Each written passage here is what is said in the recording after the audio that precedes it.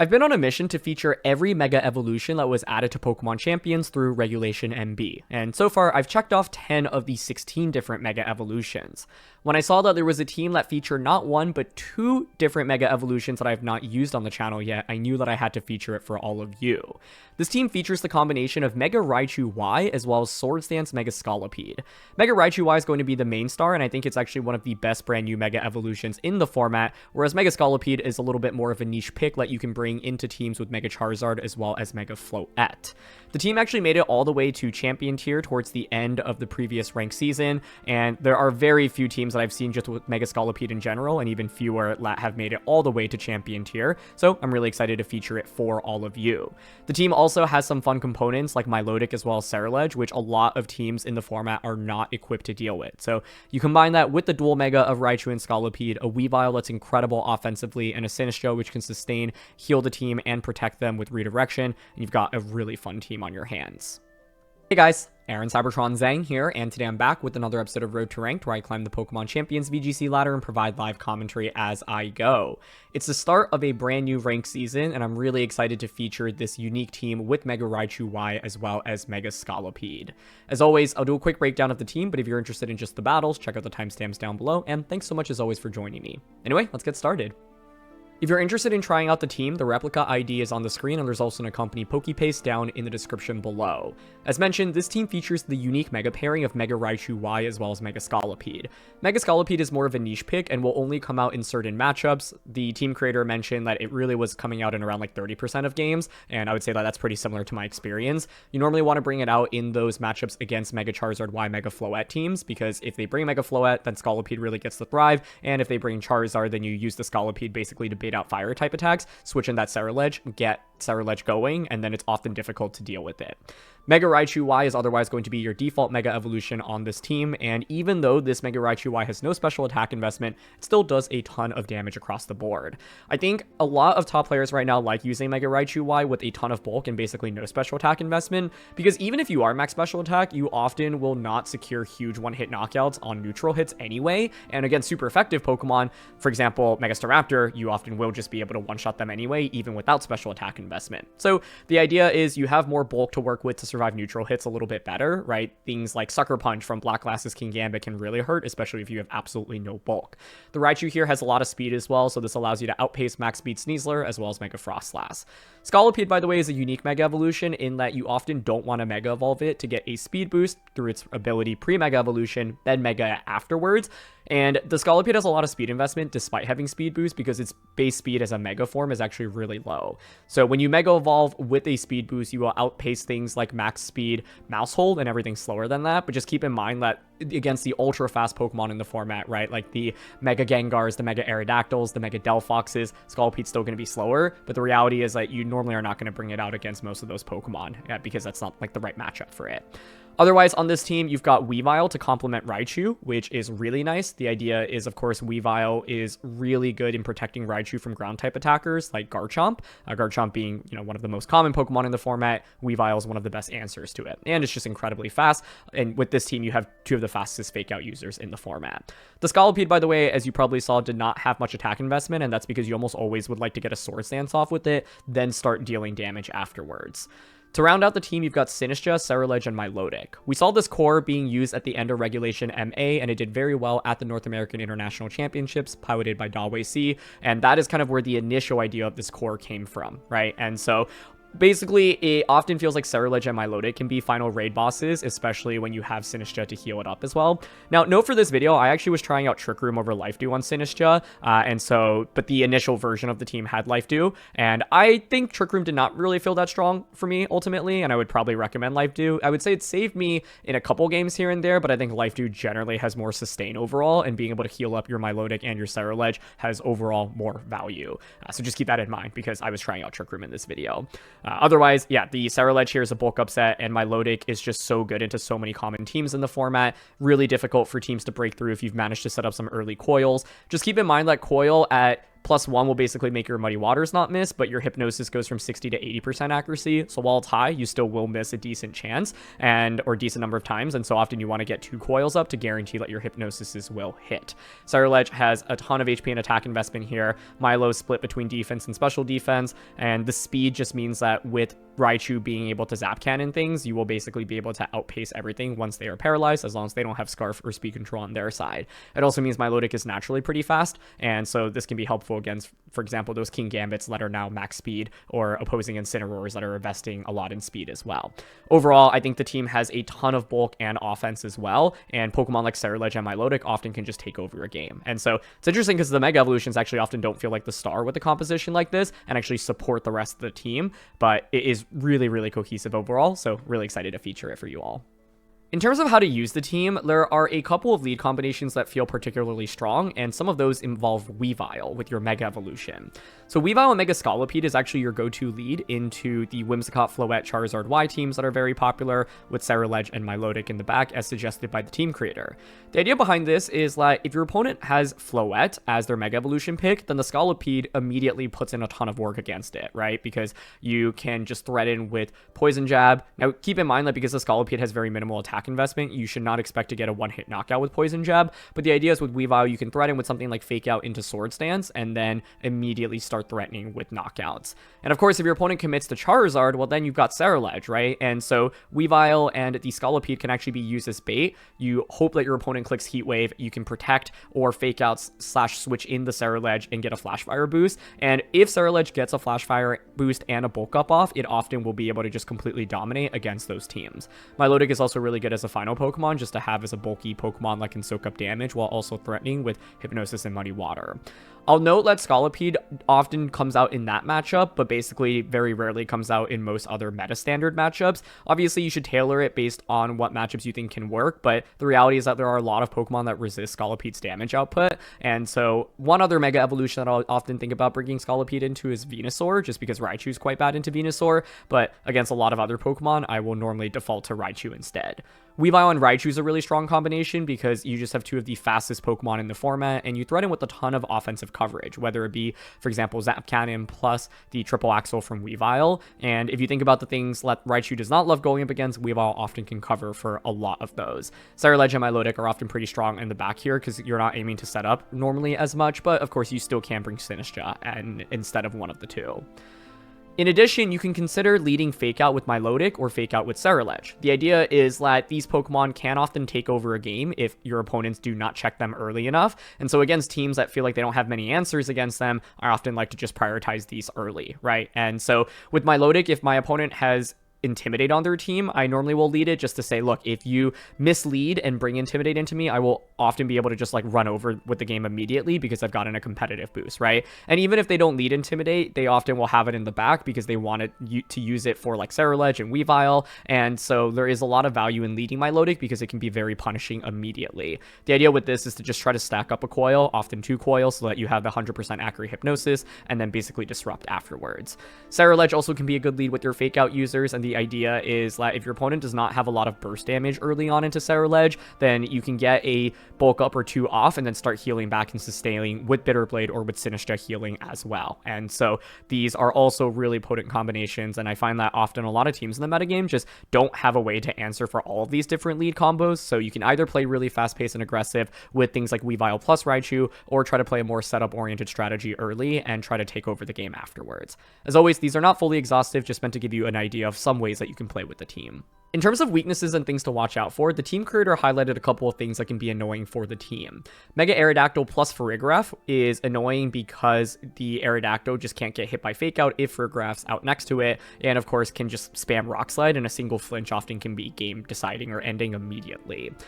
The Archaludon, especially on Rain teams, can be annoying to deal with because often they will be paired with other Pokemon that will give your Raichu trouble. So for example, Rain teams like carry things like Archaludon and Mega Venusaur can be scary because your Raichu just really won't be able to do much against a Mega Evolution like Venusaur. You kind of need it into Archaludon, but you have to position it so immaculately well. And so Mega Venusaur I actually find to be a difficult Mega as well, just because, for example, the Raichu really doesn't do any damage into it, and Venusaur can just Earth Power you or just be able to spam attacks, right? Mega Scovillain is also quite annoying because it can kind of just redirect a lot of attacks, and especially if it has something like Giga Drain, for example, then Milotic matches up quite poorly into it as well. And then the team creator actually mentioned Annihilate as well. It's not as common of a Pokemon right now, but not the most fun to fight against.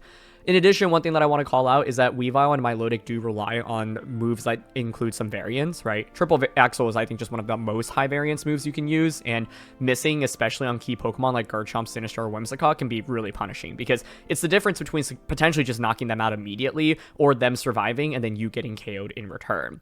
Also, note that even with the coil boost at +1 accuracy, Hypnosis is still only 80%, so you will still miss a decent amount, and those misses can feel very, very punishing.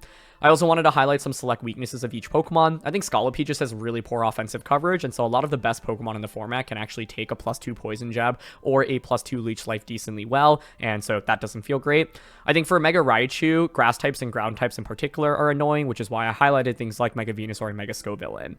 Same story for Milotic in terms of Grass types. Electric type damage obviously can be quite threatening as well, so opposing Mega Raichus or Archaladon with Electroshock can be scary. Against those, you'll want to often think about conserving your Raichu and not Megaing it immediately to bait those electric type attacks out, but then of course you're playing with regular Raichu for a bit. For Ceruledge, I think if you don't get time to bulk up, it feels really bad, and, you know, if you get bulk up and you're able to heal back with Bitter Blade and survive physical attacks, it's great, but of course a lot of the most common Pokemon in the format, like Garchomp, especially with Life Orb, like Basculegion, for example, can burst it down, so often it's trying to set up Ceruledge for success after disrupting those Pokemon and potentially putting them to sleep with Milotic. For Weavile, the lack of Protect is really punishing, and I think Intimidate can be quite annoying from Incineroar, and for Sinistcha, Fire and Dark type damage in particular can be scary because you don't have a Resist Berry for those. Finally, some watchouts. Games with the team will generally go on for long periods of time, so you definitely need to have patience, and it also means that you are often more vulnerable to bad luck, and Mega Scolipede in particular is a Pokemon that you should not expect to carry a match completely. Yes, it is setup oriented, but the reality is that, once again, Bug and Poison is just not the strongest offensive duo, and so because of that, it's not like this Pokemon can just like set up and then sweep every single Pokemon in the format. It's more tailoring it to specific matchups. So, as always, these weaknesses are not exhaustive, but just a combination of my personal experience and what the team creator noted. And because we are featuring 2 new Mega Evolutions on the channel, I wanted to give you my quick impressions after trying out the team. I think that this team found a really cool use case for Mega Scolipede, which is saying, hey, against one of the most meta teams out there, this Pokemon can either provide value by being a huge offensive option or provide value by being bait and enabling another Pokemon that otherwise can carry the game, right? So it is a very smart way of using a Pokemon that otherwise has seen very little usage. I think, as I've already mentioned, relying on the combination of Bug and Poison in a format where so many Pokemon can resist one, if not both, can feel quite tough, right? There's nothing worse than setting up with a Pokemon and then realizing I still can't even do much damage with it. And even at +2, I found that I was often missing knockouts, and so the reality is that, like, it felt like without the Swords Dance, then it just really wasn't doing very much damage, and even with Swords Dance, it still wasn't always necessarily securing KOs. So I think as a result, it can be worth considering other moves like Gunk Shot, for example. The team creator also mentioned Stomping Tantrum as a move that you could use. Mega Horn, Rock Slide, Superpower, and Throat Chop were some other moves that stood out in Mega Scolipede's move pool that I think could give you some better offensive spreads, for example. At the end of the day, I just don't think this Pokemon can operate at a high level as a solo Mega Evolution, but it actually works quite nicely as a secondary Mega on this team, once again, for specific matchups. But I think if you are a big Mega Scolipede fan and you want to use it as a solo Mega, you will probably have some trouble in this format because the metagame is just overall, in my opinion, not the most favorable for it. And then as for Mega Raichu Y, I actually think that this is one of the best brand new Mega Evolutions introduced to the format, and I think that we still haven't fully cracked the code around it.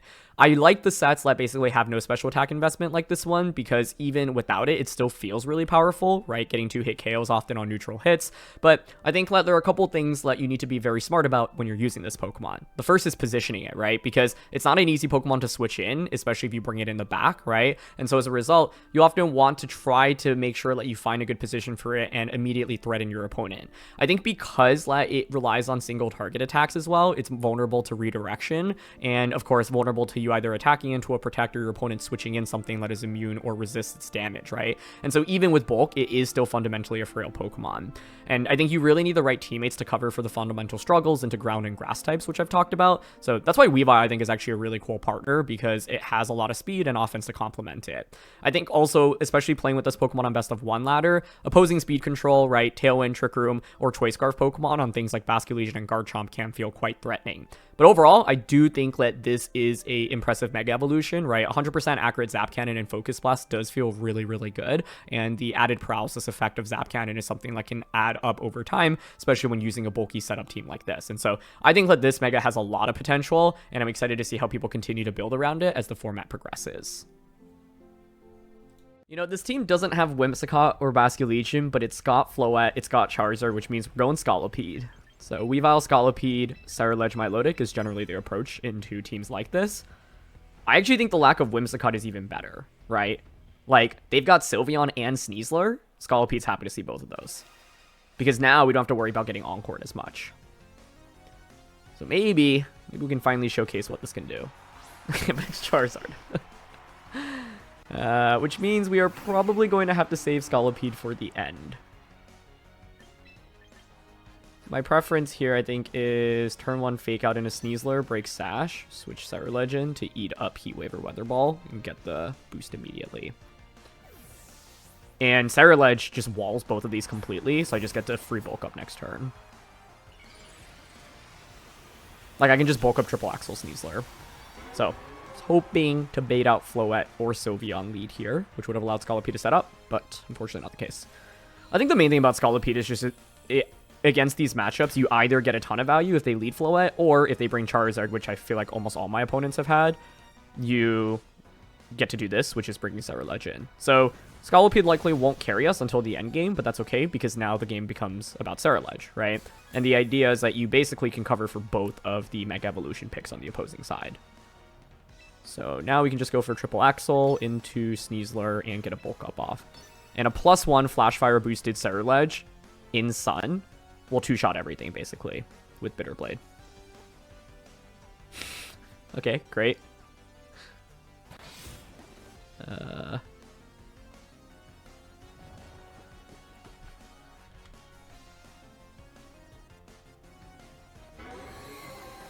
love Pokemon!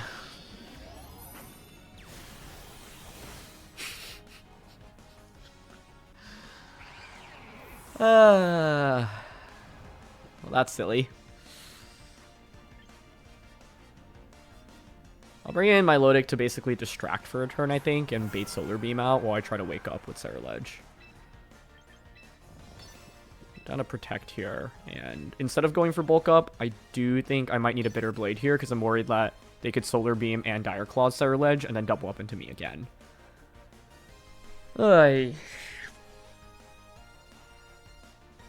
What was the probability of that turn happening? 10% from Triple Axle missing immediately into... What's Dire Claw now? 30%? And then Rolling Sleep as well. Okay, nice. I think we baited the double up into Milo. I'm actually probably going to just switch Milotic out into the Scolipede next turn. Stay asleep, because why not? Yeah, we'll switch. I actually will go for bulk up now, that they didn't target Ceruledge. If they targeted Ceruledge there, the idea was if I wake up, I heal back. Yep, Dire Claw. Resist that. Beautiful. Perfect. I just have to work so much harder now because of that turn. So it was 1% chance, right? Because it was 10% times 10%.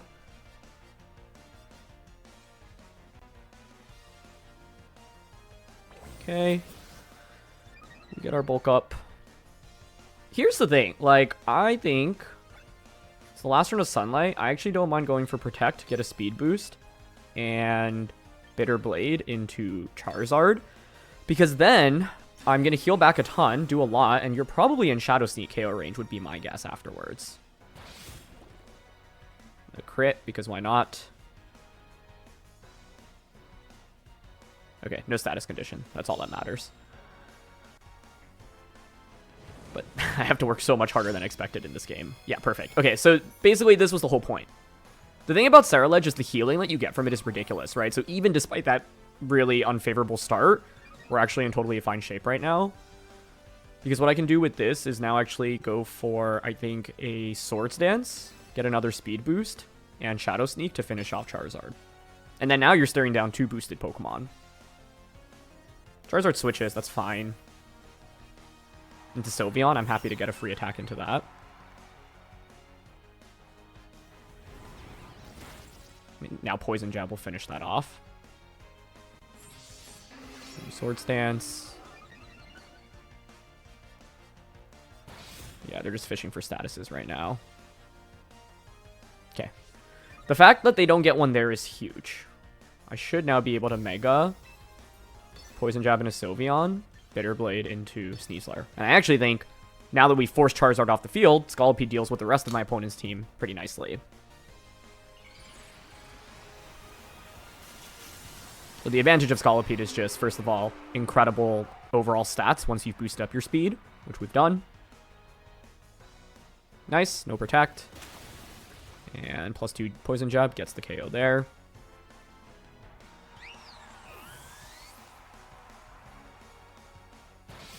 Look how little Scolipede takes from that. That's beautiful. Can't crit us there either.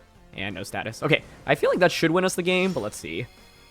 You can see how baiting the Flash Fire boost is such a big deal, though, right? Like, with the Flash Fire, we're able to just do so much damage to Charizard and put it in Shadow Sneak KO range. So, see what their final one is. But either way, I think it'll be really difficult to deal with both of these now that they're set up. It's going to be Garchomp. Okay, fine by me. I think with Garchomp here, we can always double Protect for a turn to just scout out for Protects. Leech Life is really strong here. Honestly, I'm down to just Shadow Sneak Leech Life now. If you protect Charizard, it's fine, right? Because then you give me a +2 Leech Life into Garchomp, and I just heal back way too much with Scolipede.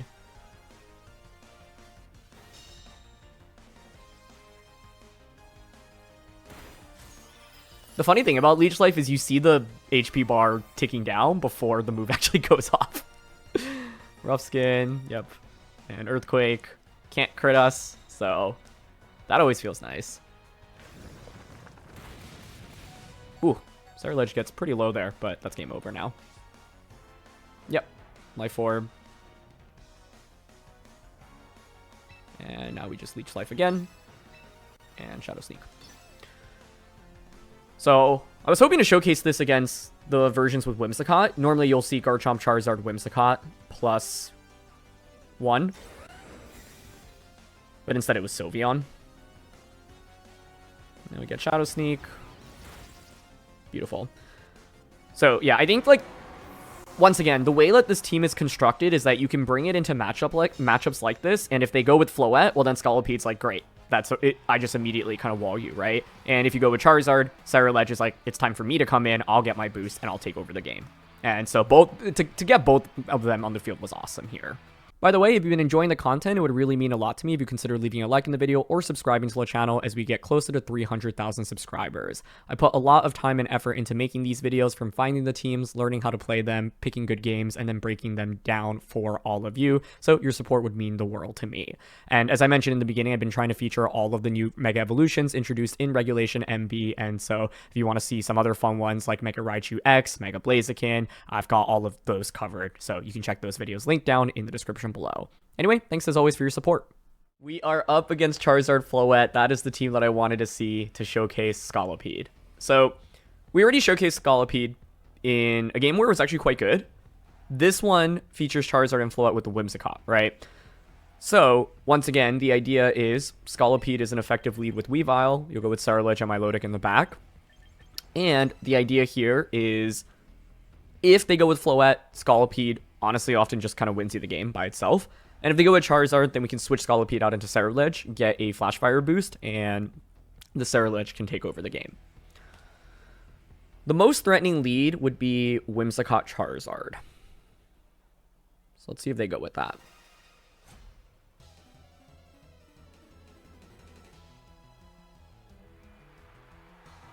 Floette! It's Scolipede time! Yes! Yes! Yes! Okay. So what do we want to do here?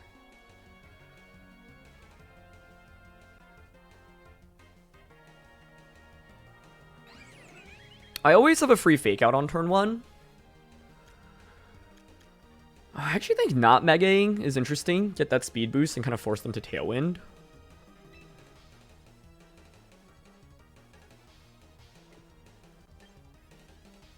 If I'm them, I'm protecting Whimsicott on turn 1.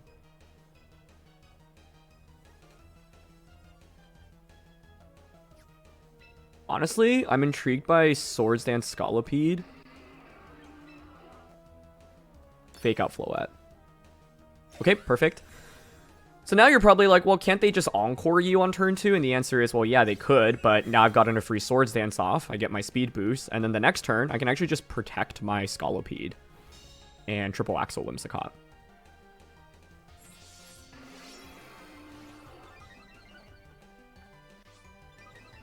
Beautiful.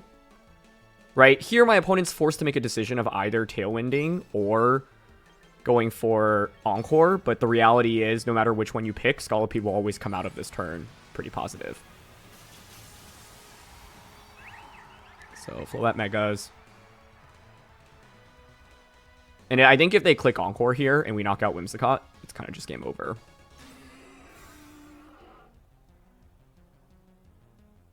Perfect, okay. Hopefully we hit triple Axle. 1 hit. 2 hits. Perfect. There we go. Okay.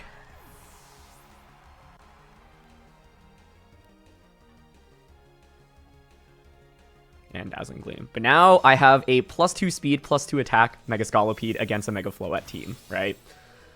Maybe they brought regular Charizard in the back, but this is the idea. I think into this team, opponents probably go Charizard at a much higher frequency than Floette. But the idea is you hedge for both, right? And in that first game, we showcase what happens when you bring Charizard, which is that Ceruledge takes over the game. Basket Legion in now. Okay. Basking Legion can last respects, but at this point, we can definitely just Mega Evolve. My guess is that they protect Floette.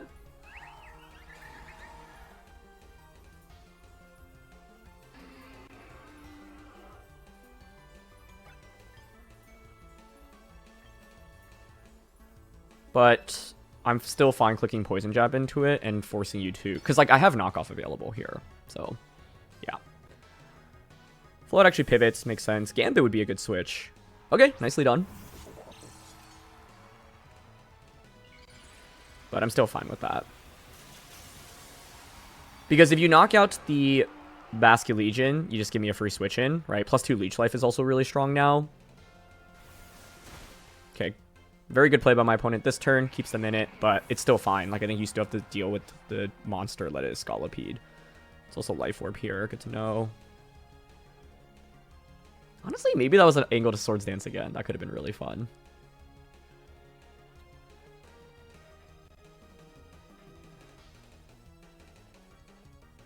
I think I'm okay going Ceruledge here.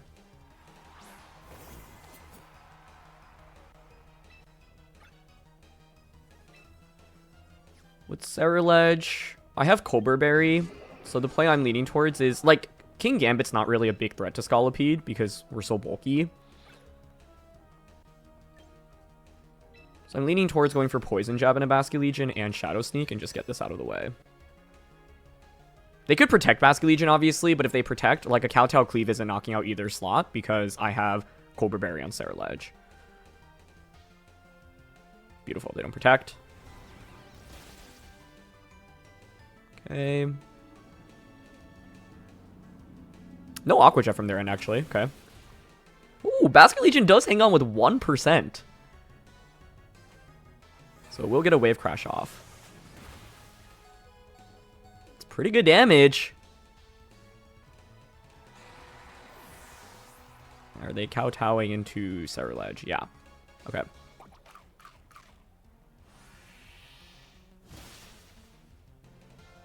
That's impressive bulk for it to survive with 1. I meant that I actually could have just targeted King Gambit there for a win with Leech Life. Because the thing is, now they do technically have Sucker Punch available with the King Gambit.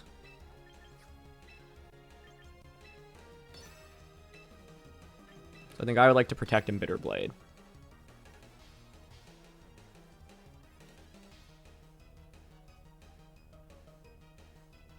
If we had Sinistcha 4th, this would be a wrap, because I could just redirect a attack away.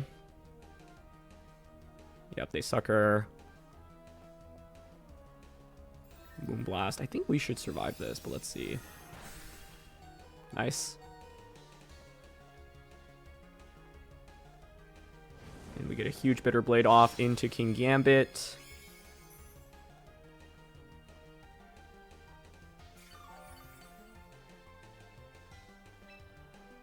I think they Sucker Punch again, so I might actually go for Swords Dance here to get around it. And Bitter Blade again. Yep.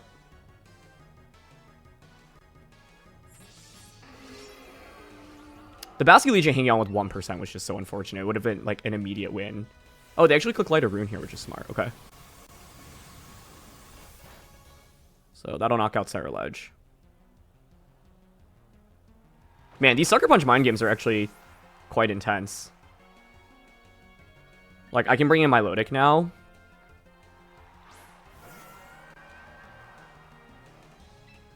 Go for Protect.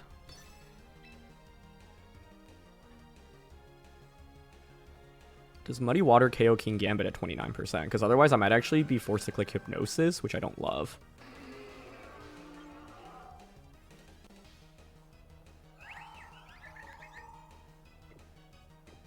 I actually don't know.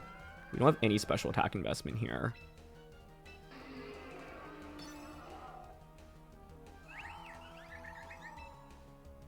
My guess is we don't do enough with Muddy, so I might actually have to click Hypnosis. Scolipede protects. They Sucker again. We should survive Light of Ruin here. And they Dazzle. Great. So if Hypnosis hits, game should be over.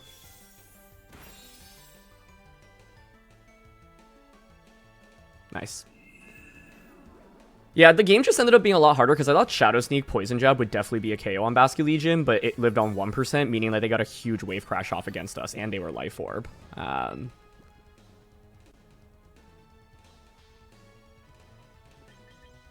have Leech Life here. Like, I think M-Floette kind of has to protect here, in my opinion. But even if they protect, it's still only a 1 in 3 chance.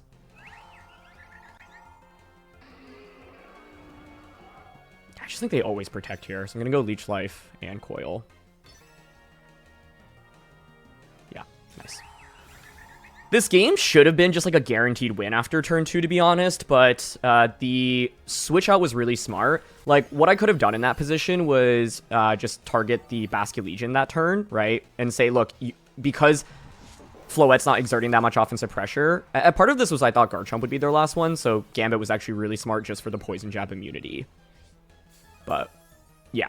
I think it was like, the 1% survival was kind of brutal, and I could have covered for the 1% survival by going for the Basculegion. Like, if I just targeted Basculegion that turn with knockoff and Poison Jab, we get a lot of chip damage immediately. Because you kind of have to Aqua Jet us there, right?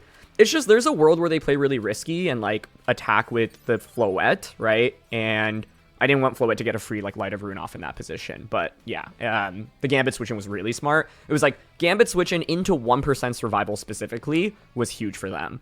And if I had just clicked, like, Leech Life into King Gambit plus the Bitter Blade, Gambit would have just fainted that turn, and then Basculegion would have taken so much damage from Life Orb and the Wave Crash, right? And it would have gotten really, really low.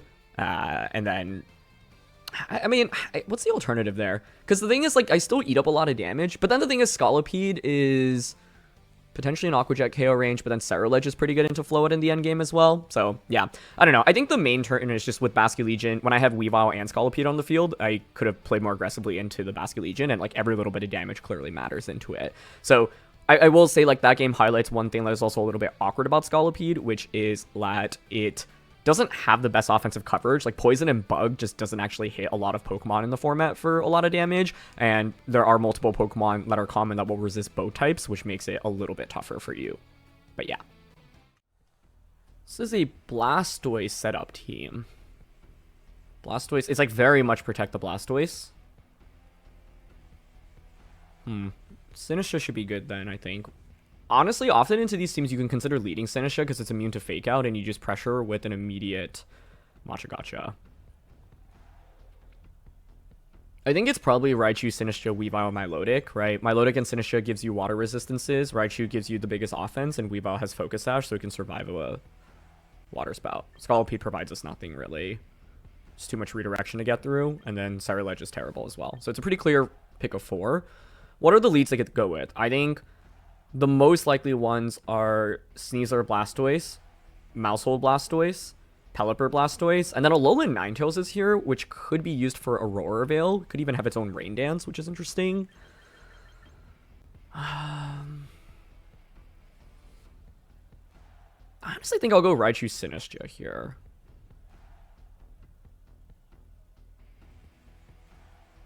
Maybe it should be a Milotic lead, actually. Because if you get a Coil up, Hypnosis then becomes a lot more deadly, and it feels like you'll get a turn to get Coil up. But I don't hate Raichu Sinistcha either. I think either could work here. Like, the thing about Milotic is it's more passive, and even if you get one Coil up, Hypnosis is not guaranteed to connect, obviously. Only turns it to 80%. Blastoise, Sneasler, okay. I'm okay with that. This is the whole idea behind leading Sinistcha. Now, turn 1 is interesting, right? I could fake out into Blastoise. I could fake out into Sneasler, Machagacha. They could switch in Pelipper Water Spout immediately. They might have Quick Guard.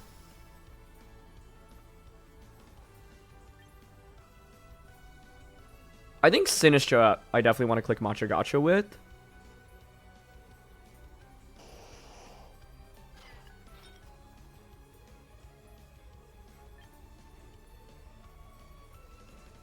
Like, I think it's okay to fake out Sneasler here in Matcha, personally. The worst case would be had they switch Sneasler out into Pelipper and then just click Water Spout turn 1, but like, I led this because I wanted to be as anti-Blastoise as possible, where it's like, hey, you have to deal with the threat of 2 different Pokemon, right? If you click Shell Smash, then Machagacha just obliterates you. It's not going to KO, but it does so much damage, and then your Water Spouts basically become useless.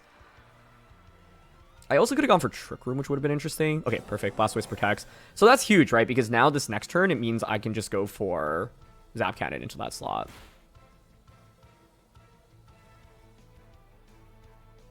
And so what that means is I think you kind of have to switch out Blastoise this next turn. Okay, get some chip on Sneasler. We actually get the burn, which is big as well. Cool. So now what's likely to happen? Expectation would be for Blastoise to switch out. But into what? Sinistcha?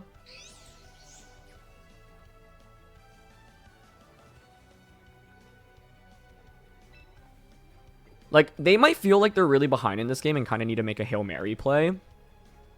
And so I could see them just staying in and attacking. So I'll keep them honest here, especially because we were fortunate enough to get the burn. And just go for Zap Cannon here into Rage Powder. Like, I think you have to switch Blastoise out here, but I could see them being like, okay, yeah, they do switch. In a world in which, like, I don't respect that switch and they just get a full-powered Water Spout off, I think that's really bad. And like I said, because I got the burn, like, I'm fine with this current position, right? I don't really care about Sinistcha in terms of damage right now. And Zap Cannon, even into a Sinistcha, will still do, like, 30-ish%. Yeah, exactly. I think if we didn't get the burn, I probably would have been willing to be a little bit more committal. It's actually Taunt. That's pretty interesting. Okay. That's cool.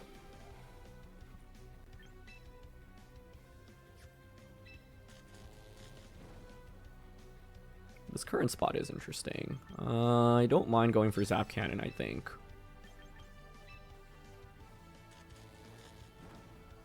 I actually think it's fine to just Zap Cannon and Matcha right now. Cool. Sneasler's gone. Like, basically, if you Rage Powder there, sure, you redirect my Zap Cannon, but then Zap Cannon plus Matcha then brings your Sinistcha even lower, right? And then another Zap Cannon will likely KO Sinistcha. So they just Matcha in return. I guess actually it wouldn't if you hit both Matchas and get a lot of healing. But basically what I'm doing in this game is making it miserable for Blastoise to ever actually get to set up, as you can see.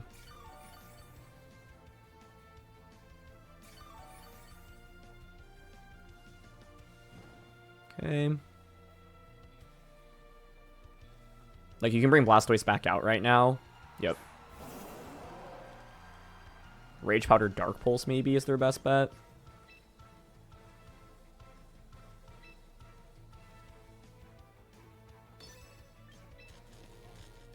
I don't think Trick Room really does much for them.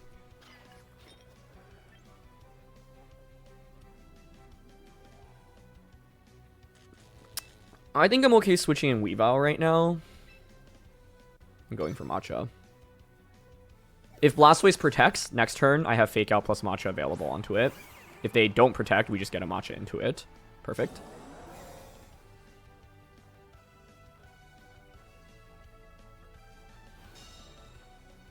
Yep. Sinistcha dodges it, that's fine. And they get paralyzed. I might just go for Triple Axle here then, which covers for Colbur Berry.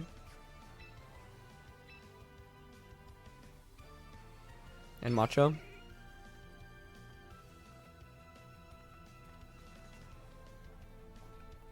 It's interesting because Blastoise is rising pretty rapidly in the metagame, right? But I actually think we have pretty good coverage into it. Like Raichu and Sinistcha alone. And they switch Blastoise out. Perfect. Pelipper. Beautiful. Like, we're just not giving any opportunities over to this Blastoise. Triple Axle. Perfect. I will say, I think one of the most stressful things about using this team is the Weavile into Sinistcha Triple Axle. Matcha connects. Perfect. That probably puts Pelipper now in KO range from an Axle. Taunt wears off as well. I mean, they finally get a position to potentially attack with Blastoise, which is a big deal. Or set up with it.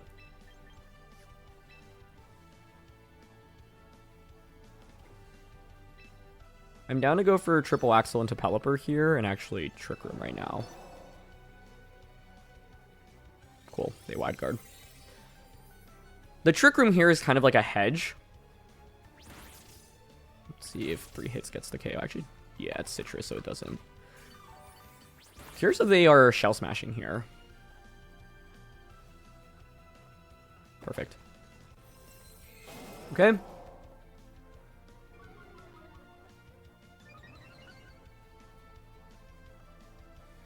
So now the thing is, their Blastoise is the slowest Pokemon under Trick Room. Which is why we went for it. They probably go for another wide guard.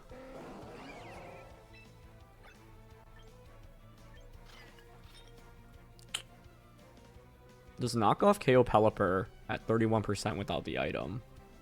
It looks really defensive. I'm not sure it does.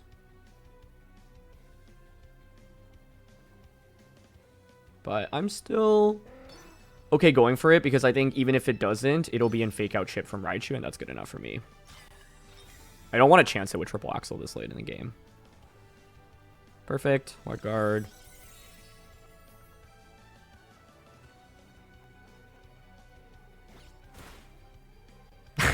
%.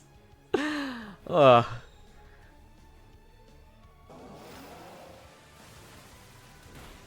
Yeah, we still have to be careful. This game is not won yet, but I think Pelipper should not have Protect. 2 turns of Rain, 3 turns of Trick Room. Like, I think they wide guard again right now.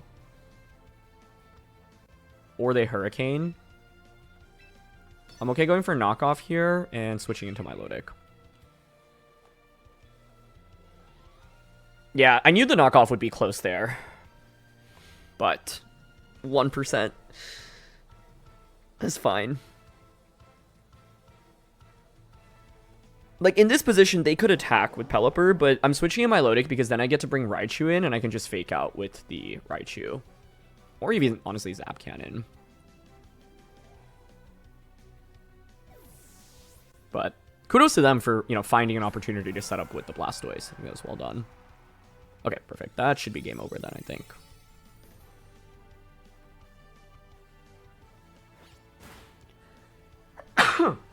Excuse me. KO Pelipper. This is gonna... I wonder if this KO's Milotic. In the rain, +2? No. But pretty close.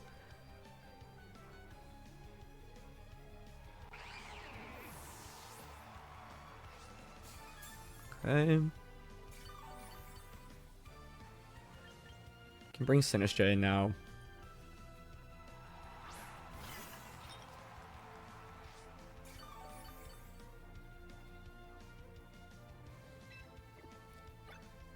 Two turns of Trick Room. Fine clicking Matcha here into Coil, because I think they could protect here. And if they protect and we get a Coil up, that's obviously great. Beautiful. Free Coil.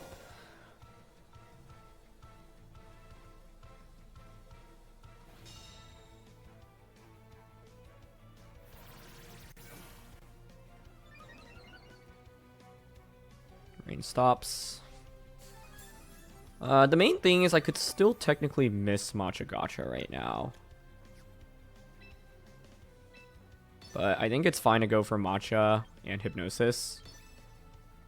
And if either hit...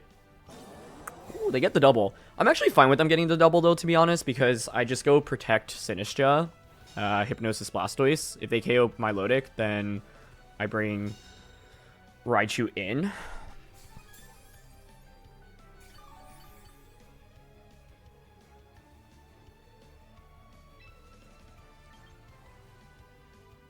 Yeah, we'll protect Sinistcha here. We will Hypnosis into Blastoise. If you Dark Pulse Milotic, we bring Raichu in, we fake out Blastoise Trick Room, and then Raichu Zap Cannons Blastoise under Trick Room. Like, I was trying to think about a way I can sequence this in which I get Raichu out, like, as soon as Trick Room ends. But it would involve switching. Yep, get Dark Pulse. Doesn't KO us, cool. And Hypnosis hits. Okay, cool. Then that should be a wrap.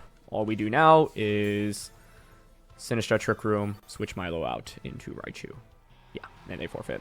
But I think they did a really good job staying in it, right? Like, I felt like I was in complete control of that game, but they did get the Blastoise set up. They did set up the rain for it, and Pelipper surviving with 1% made things a little bit dicier, especially because I had Wide Guard, but ended up being okay for us in the end.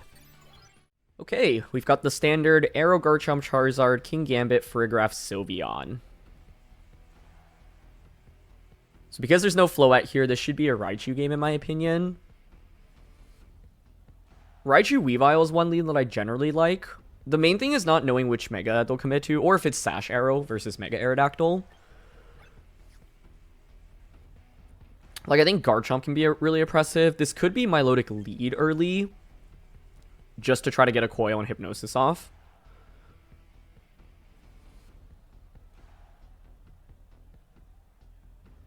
It's really important to conserve Weavile, in my opinion. I think I want Raichu, Weavile, Ceruledge, Milotic in some order.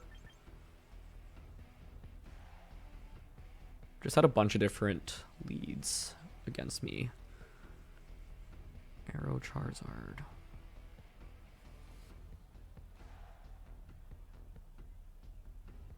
Yeah, I think I'm down for Weavile, Milotic, Ceruledge, Raichu.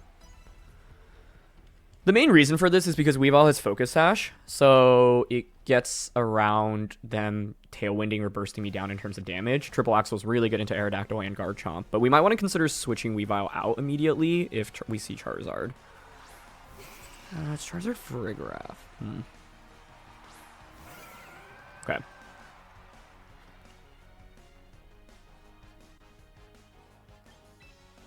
I could see them going for like Solar Beam Thunderbolt on turn 1.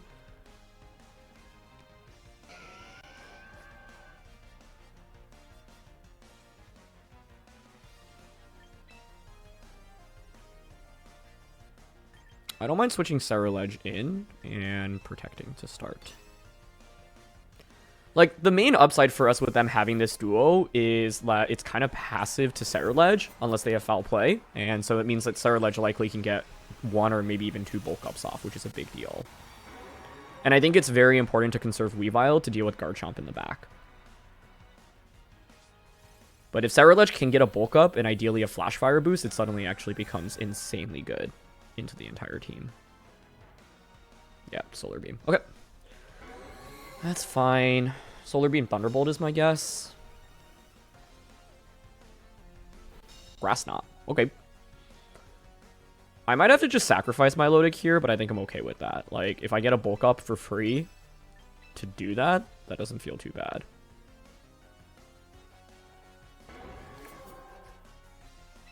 I think I'm down for bulk up, and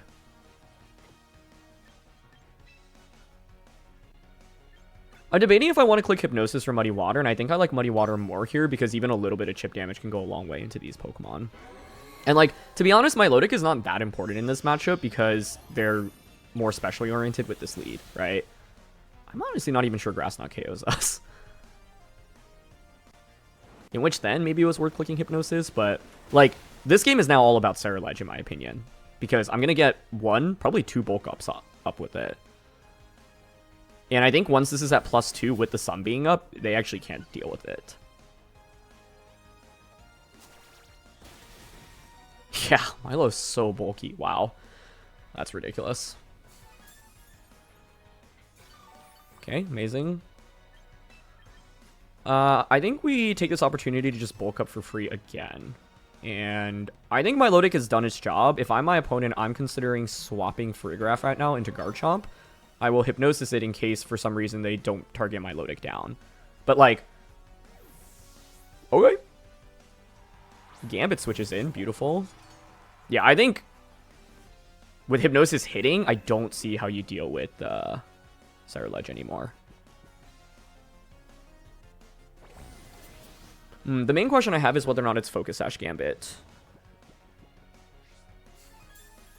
But I also wouldn't have minded, actually, Milotic fainting there to give me a free switch in.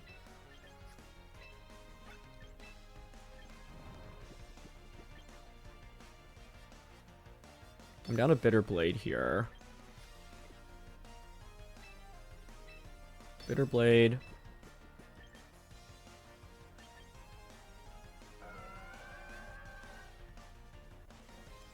I just think it could be Sash we can Gambit. And I don't want Trick Room getting set up right now. I'm actually okay going for Coil here. Okay, they don't protect with Gambit, but that's fine. Like, making Muddy Water 100% accurate, not bad. This should KO the Farigiraf. Perfect. My guess is they're going to kowtow into us. Yeah, but I have Colbur and I'm at +2 defense, so this shouldn't do that much. Beautiful.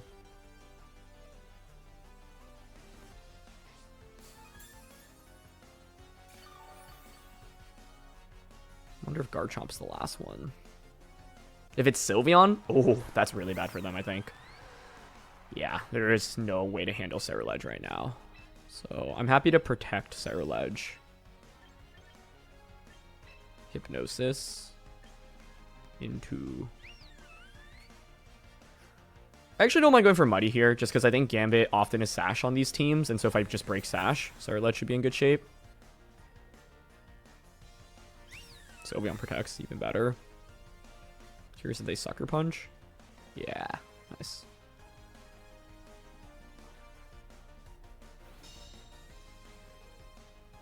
Okay. It just would be a little bit awkward to activate Defiant right now. That's my one hesitation in clicking that move. But no boost. Okay, perfect.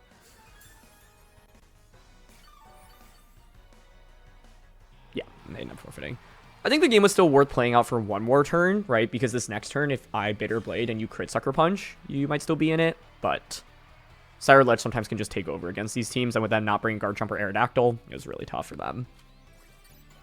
I feature this team on the channel, so if you want to see me play with it, check out the video linked down in the description below. It is a hard Trick Room team, and it has some really fun elements to it, because you can lead Vileplume Torkoal. I think Ceruledge should be good into this matchup, and I think so should Milotic. I don't think this is a Scolipede matchup.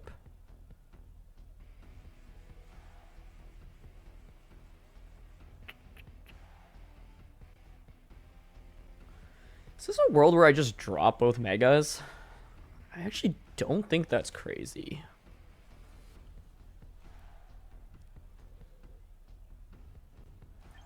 I want to lead Milotic with one of the fake out users.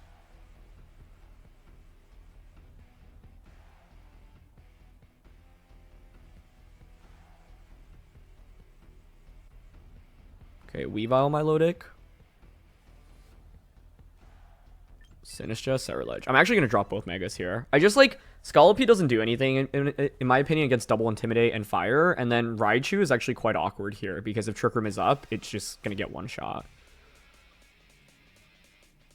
Like, I think we get more value out of Redirection from Sinistcha and healing from it.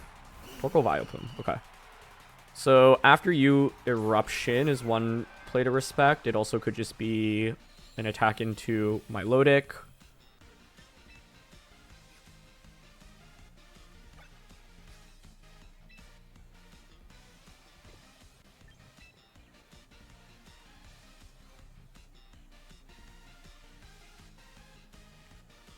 I think I don't mind switching Ceruledge in here and going for Triple Axle into Vileplume. The main fear here is that they Sleep Powder the Weavile and Eruption it, which I could see happening. Frig switch in. Nice. Oh, beautiful. Beautiful. That's exactly what we were trying to bait out. No fake out because we know Frig can switch in. Should KO Vileplume now. Unless I miss. I actually think a miss wouldn't be terrible here. Because the thing is, now they do get a free switch in. And if they have Scrafty, you go into Scrafty. And I can't deny Trick Room right now because of that.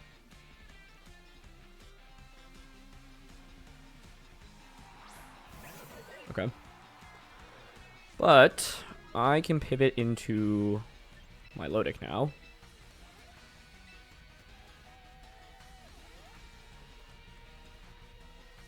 I think going to Milotic and just low kick to start getting damage onto Scrafty is okay, because I don't think we really care about KOing Farigiraf right now. The alternative was staying in with Ceruledge and going for a bulk up, but I do think it's nice to reset the Intimidate right now. And now they're going to give me a competitive boost. Yeah, I think like this game is still far from over, even though that was like obviously a really good turn one. They repositioned themselves quite nicely to be able to set up Trick Room now really effectively. Okay. As you can see, low kick really doesn't do that much. Yep, knock off into Milotic. Whew. That's good damage. Trick Room goes up now. And crucially, I don't have leftovers anymore, which is kind of a big deal.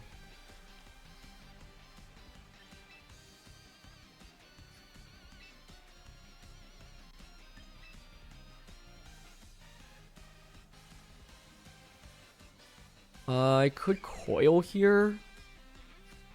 Ferg has Thunderbolt though, so like Thunderbolt close combat into Milotic is a possible play.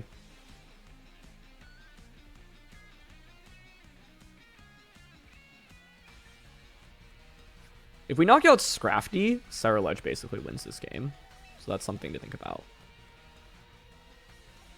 I'm thinking about going for Coil here into Sinistcha switching right now.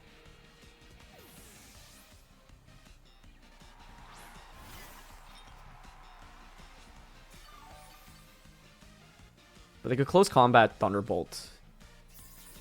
Iron Head. Okay, cool. Yep, Thunderbolt.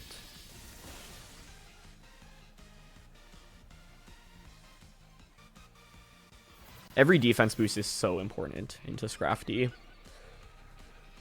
Now what? You could knock off Sinistcha and just Thunderbolt. I mean, I think I could always double protect in this position, for sure. I could also protect, switch Sinistcha out.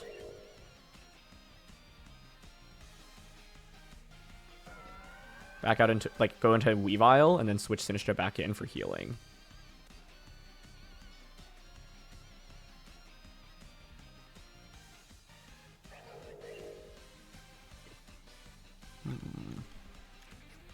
Three turns of Trick Room, 2 turns of Sunlight.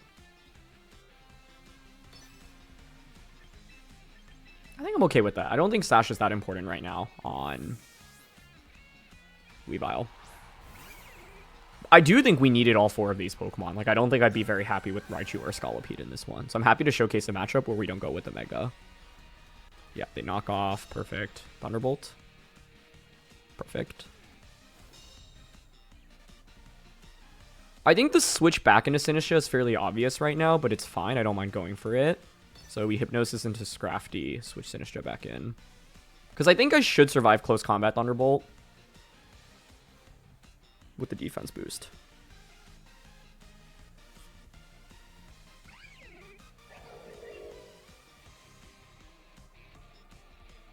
Basically, the only debate in this game, like, and I think one of the things about Milotic that's always tricky is, like, do you go for the 60% Hypnosis? Do you coil?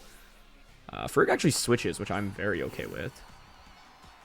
Because it means the Milotic's always getting an attack off here, right? I guess unless you crit close combat specifically.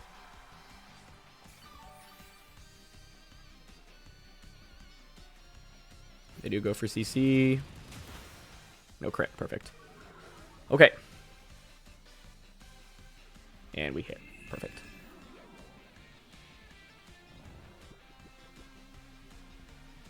Sunlight fades.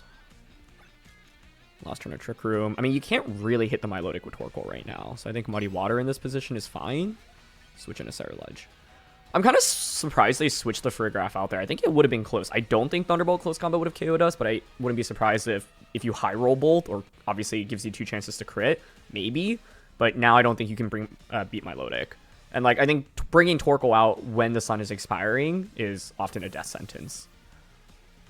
Because they switch out now, but because you've activated my competitive, I now actually do huge amounts of damage, and you give me a turn to do this damage when the sun isn't up. So Scrafty takes a turn to sleep. That's turn 1. Muddy Water connects. I mean, look how much damage that does, right? Dimensions return to normal. So they have an opportunity to set up Trick Room again right now.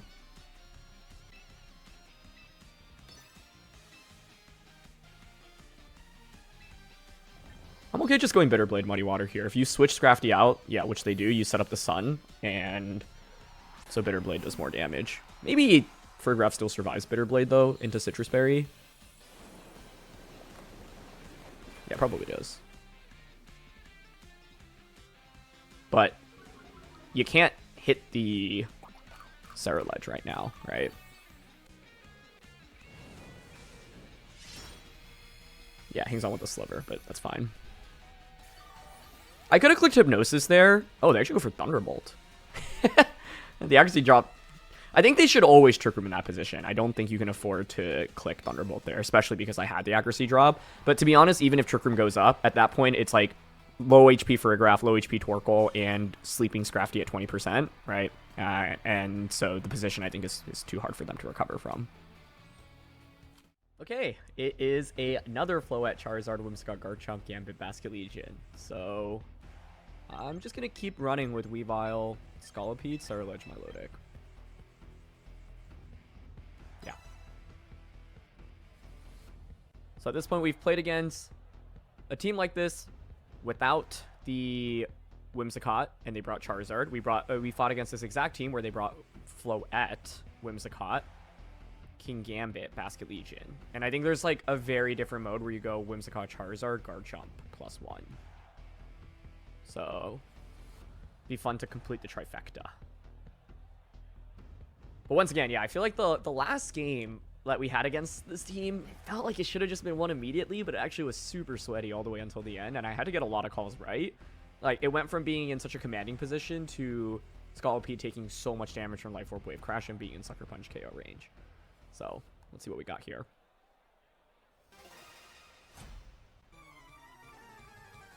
Okay. That's a new lead. Whimsicott, King Gambit, huh?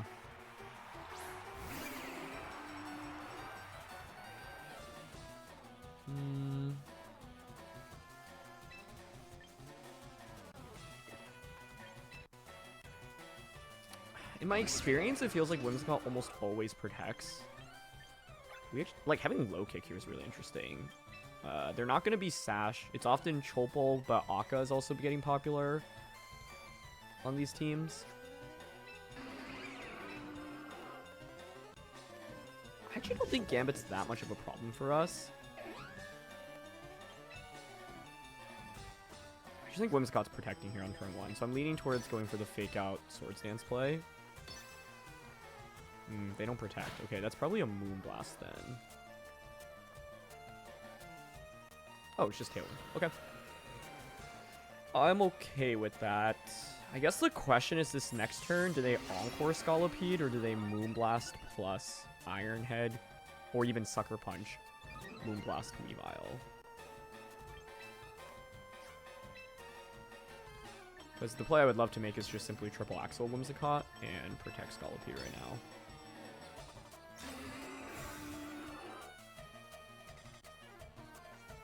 Good.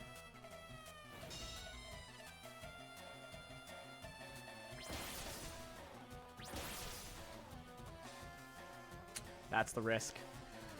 Oh, that's bad. That's really bad. Okay. We would have been in amazing shape, I think, if we got that KO.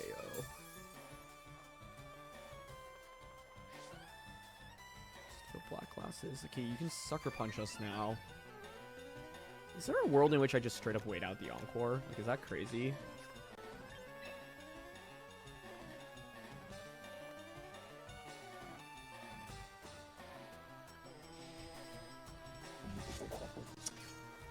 Man, that's a bummer. But that is the reality of triple Axle, right? You are gonna miss.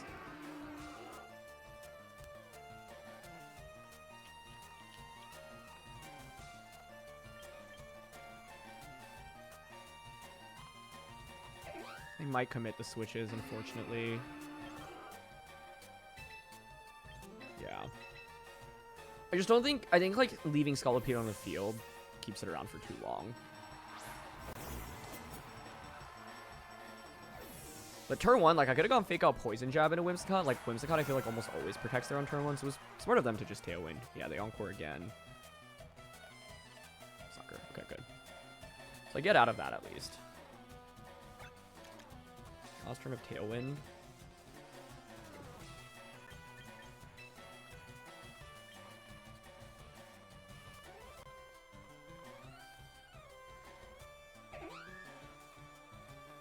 I think Whimsicott should protect here so they get another Tailwind up, in my opinion.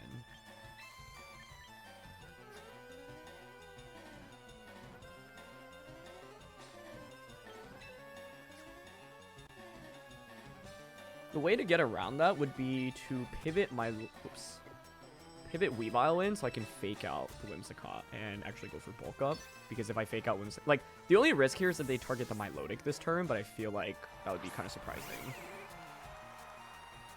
Yep, so they protect.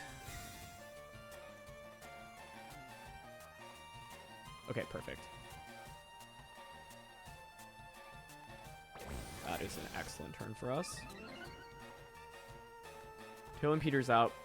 Now the question is, does Whimsicott pivot out, right? Because I can fake out. And I think I kind of need to fake out it. The smart play for them is to switch it out.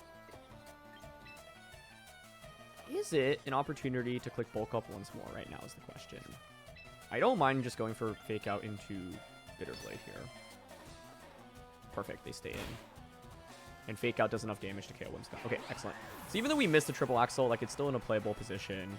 They go for Sucker, but I have Cobra Berry here, and I just heal back the damage you do, so it's fine. I don't think I've ever seen Whimsicott King Gambit being the lead from a comp like this, and so I was definitely not expecting it. I actually was really happy to see it, because if we hit the triple Axles, then it's like, whatever you bring in, there's only one real threat in terms of Tailwind, because the King Gambit under Tailwind is still not outpacing Scolipede or Weavile. But we do have a 4-2 lead now, and they don't have Tailwind up, and I have a bulk up, so the position still feels fine. Garchomp, what's your Mega? Charizard. Okay.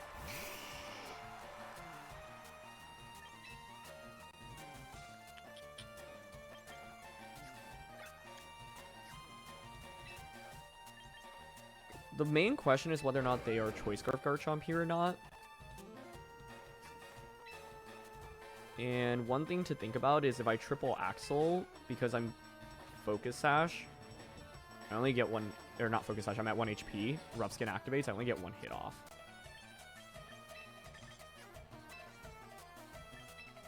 So to be honest here, I actually don't mind just going for Knockoff and Bitter Blade into Garchomp. Mega, so some boost now.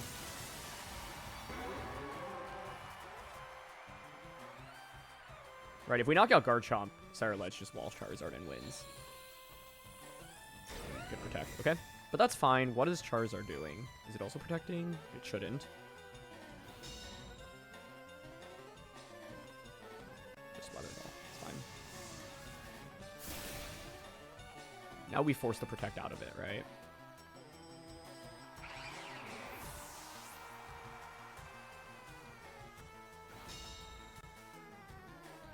The only thing is both Milotic and Scolipede are pretty passive. I think we probably bring Milotic out first here.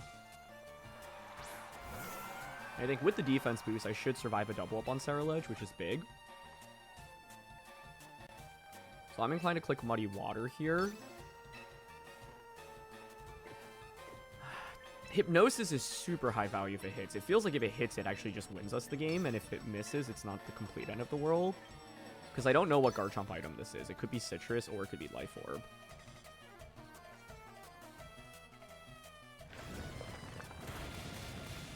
Okay, I think we should survive Solar Beam. That looks like Life Orb to me, given how much it just did to Milotic. Yeah.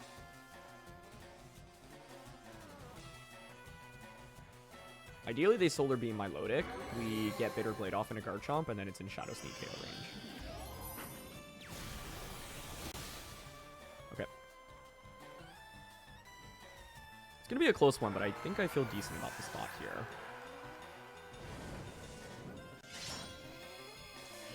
Ooh, I don't know if Sneak KOs from that range is the only problem.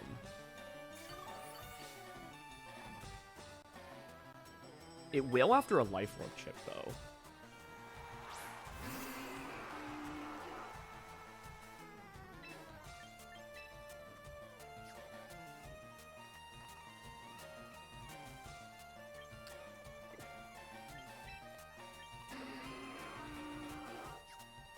I think here I don't mind double protecting. Get the speed boost on Scolipede. Ideally, Garchomp protects. It doesn't, so it probably should protect next turn, is my guess.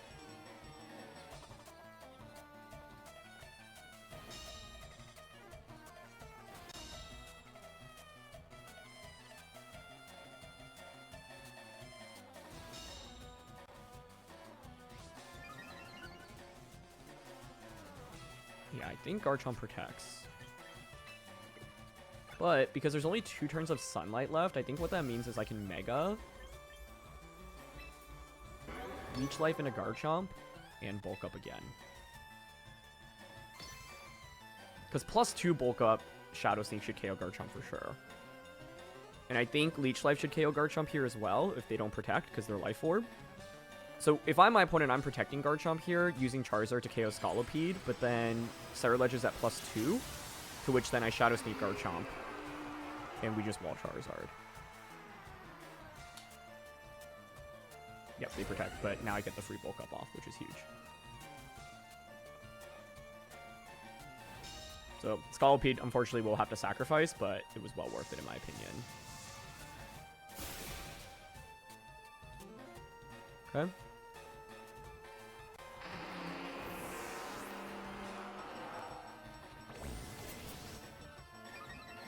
Yep. Last turn of Sunlight. I think we just protect here, even though Garchomp just protected, because Solar Beam plus Rough Skin might still be enough to KO Ceruledge, and once we protect, there's no more Sun. Right? Like, this is playing towards the Ceruledge and win con against Charizard.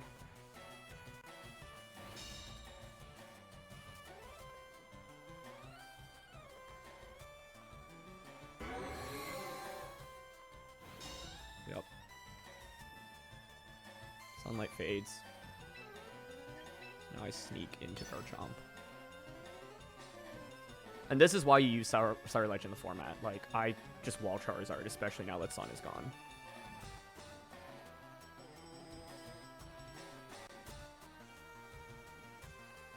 Nice, and they let me Shadow Sneak. Okay.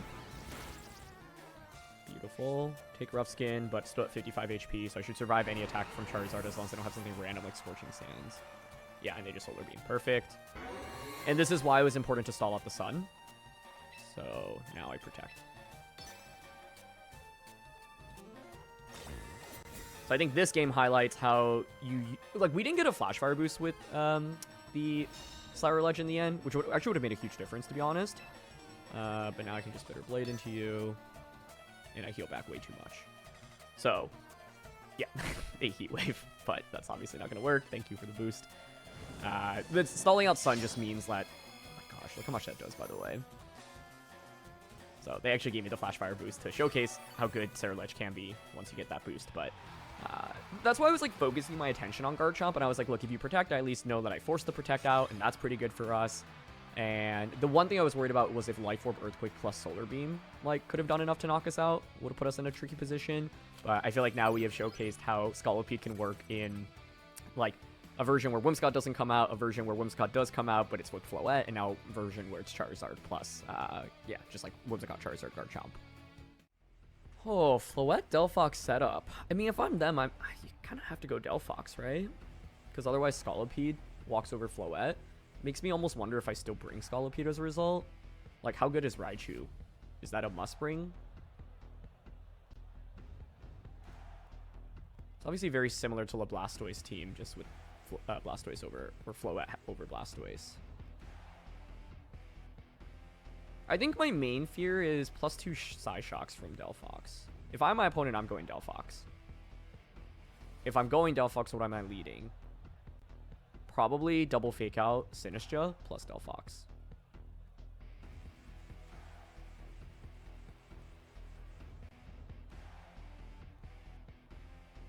Raichu Milotic seems okay.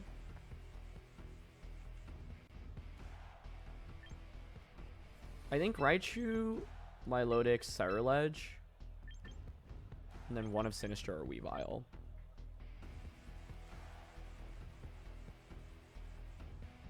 I might honestly go Weavile for the offense in this one.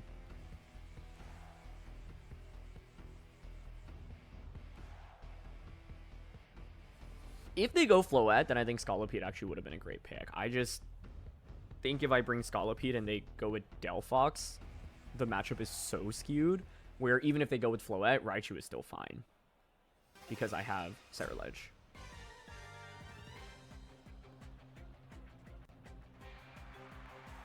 Yeah. Gambit Delphox, actually. Okay.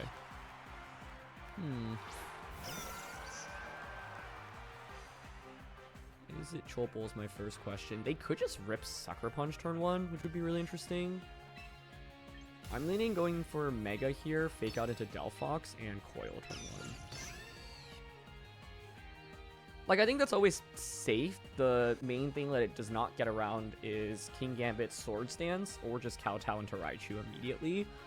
But we should survive a Kowtow, and if you Sword Stance, then I can always get around Sucker Punch by clicking Hypnosis into you.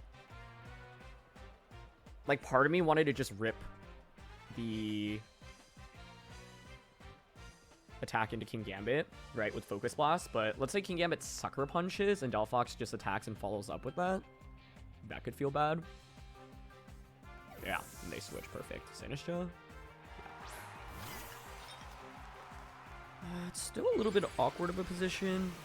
One thing to think about when you have Raichu and Milotic on the field is you don't necessarily want a Zap Cannon and Hypnosis, right? Because if Sinistcha redirects, then you kind of waste an attack in Hypnosis, because the Zap Cannon will just auto-paralyze.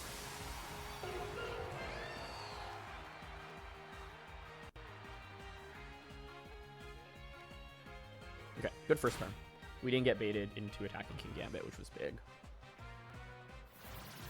And like, even if King Gambit Sword Stance there's or Kowtow, it's still playable, right? Which is why I figured this plays okay. Now what is the question?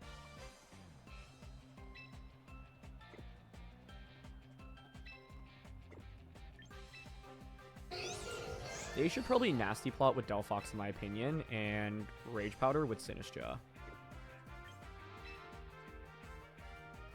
I want to switch in Weavile, I think. Hypnosis.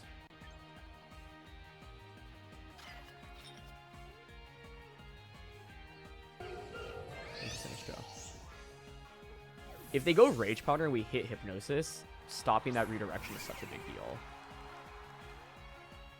Perfect, okay. That's why we don't target Delphox, because they could Trick Room or Matcha Gotcha here. Okay, fantastic. I do think clicking, yeah, the +1 accuracy Hypnosis is also one of the most stressful things about using the team, because missing is quite costly. Like, we just have a lot of moves I can miss right now. I'm gonna triple Axle Sinistcha.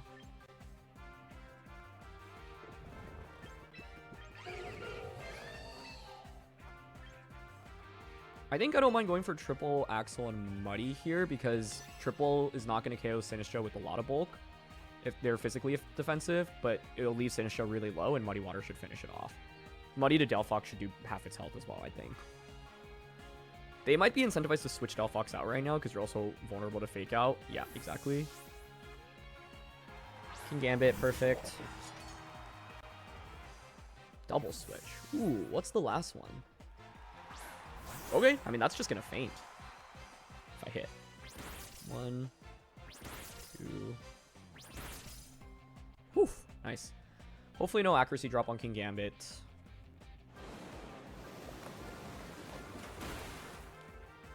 Okay, Sneasler. Nice. That's a huge turn. I mean, I think we've gotten a very big lead in this game, but anything can still happen because on a team like this, if you get one boost off, you can often just completely come back in a match. So we just want to be mindful of that. But this is as good of a position as we can ask for, in my opinion. I've got low kick here, which I think they probably won't anticipate.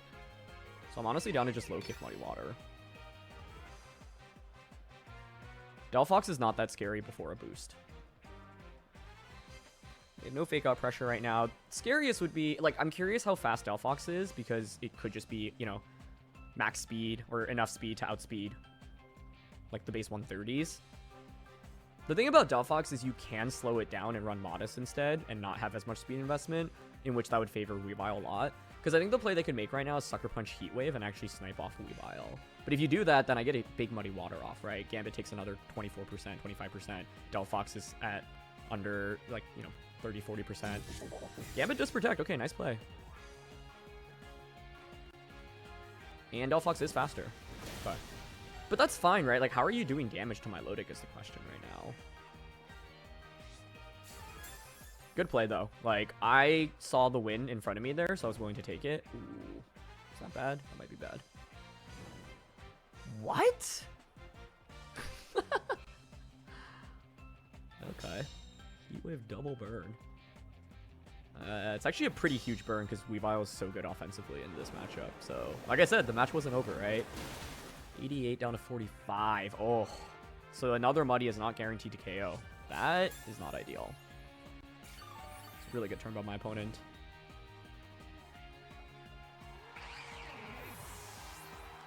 Good foresight to anticipate low kick, potentially.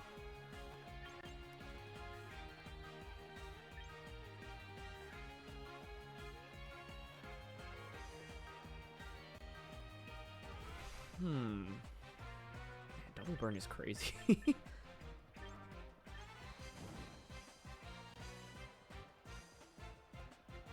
I'm gonna bring out Ceruledge here, and the reason for this is because you just protect it with your King Gambit.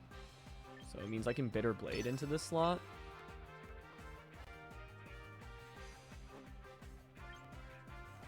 Just debating, like, maybe I want to Hypnosis Sinistcha. Or sorry, Hypnosis Delphox. Because Muddy's not going to KO anyway, and then they could switch Gambit out, or they might sucker Psyshock. But I think Ceruledge would survive that with the berry. Yeah, I'm down to go for Hypnosis here. I think it's like if... Oh, okay. I think that's fine.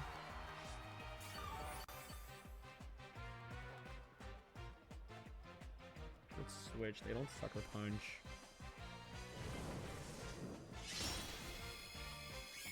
Yeah, I mean, Muddy wouldn't have KO'd there anyway, so I don't mind how I played that. I think my opponent's switches have been really good, though, honestly. And they do get the Swords Dance up. This game just got really interesting.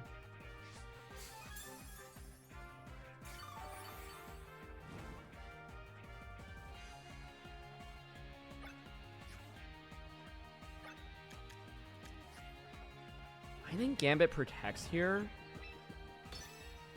I'm going to bulk up and coil here. They might just Sucker Punch as well. If they just straight up go for Kowtow. Okay, perfect. Yep.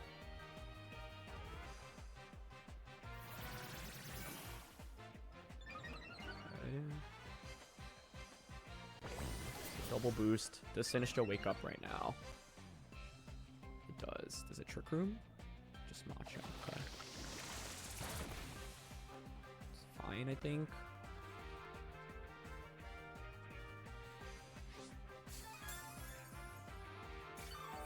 Protect Hypnosis always feels okay here, right? I also have Colbur Berry.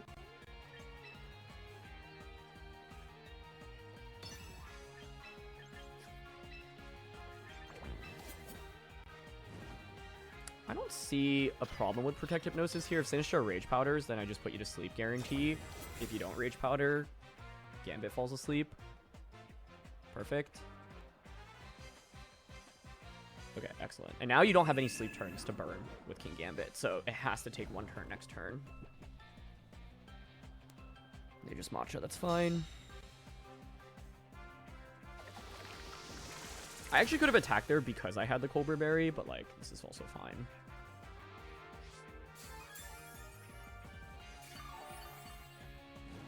I think Sinistcha, I mean, you could protect or Rage Powder, but I think we always just go Bitter Blade now into King Gambit and Hypnosis into Sinistcha.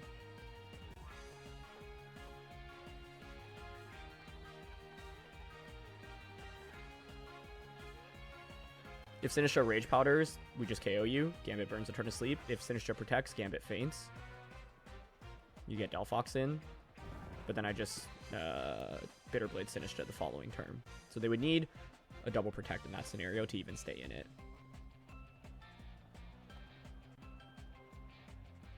But that's the thing about these teams, right? I felt like I had a really good early lead, and we're still not in the clear yet.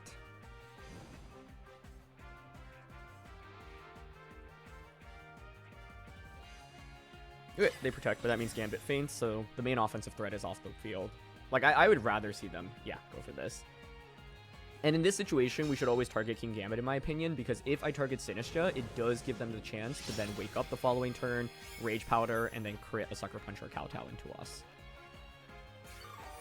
But this is why, even though I think Scolipede's tempting on paper, us having Scolipede should make them pick Floette, and, or sorry, not pick Floette, and if they pick Delphox, well, Delphox doesn't do very well into this, right?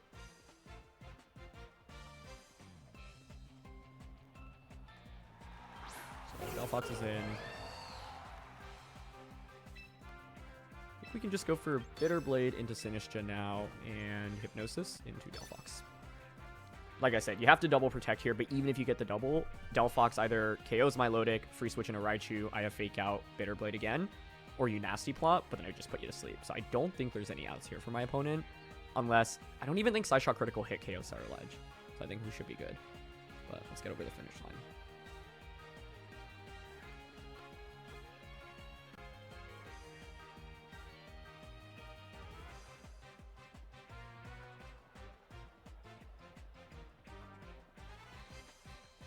Like, they can Rage Powder.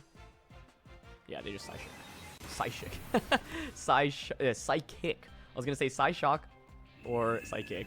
Yeah, but put you to sleep. Nice. And as you can see that, I don't think a crit would have done it anyway.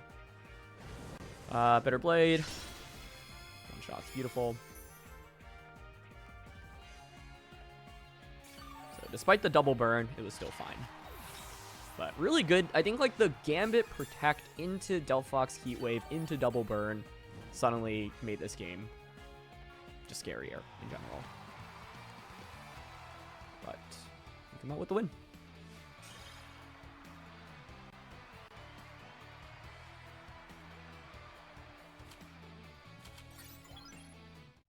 Okay, glad we're going up against a Rain team here. I actually think this should be on paper a very bad matchup for us. I'm excited to try to figure it out. It is specifically bad because of Venusaur, in my opinion. Basically, I think Raichu... Like, Venusaur, I think, is one of the worst Megas to go up against. If I'm my opponent, I think you should go Venusaur, Pelipper, Arch, and one of Grimmer, Basket Legion. And the problem is dealing with Venusaur and Archaludon simultaneously. Like, I actually do think I want to bring Scolipede as the Mega of choice. I mean, this on paper Feels like an auto loss, but let's try to figure it out. Like, I think we probably need to put things to sleep with Milotic. Weavile, Scolipede, Sinistcha, Milotic is what I'm thinking. My problem with Raichu here is if they bring Swampert, we are just obliterated immediately. And if they bring Venu, my matchup into Venu is also terrible. So Raichu's awful into both Megas, right? Yeah, battle of the win streaks here. Oh, they do go with Swampert. I mean, it's fine, right? Is it fine? There's just so much offensive pressure on turn 1. Like, if I led Milotic here, it would have been fine, I think, because I could have gone Fake Out Coil.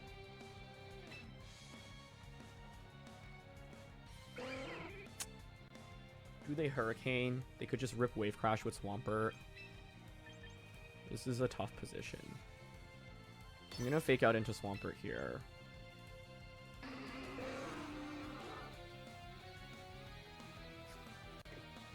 Like, if I'm them, I'm just Earthquaking, right?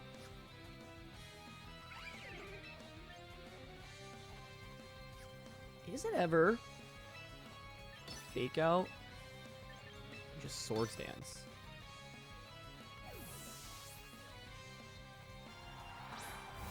Okay, I mean, that's not a bad turn. That is most certainly not a bad turn.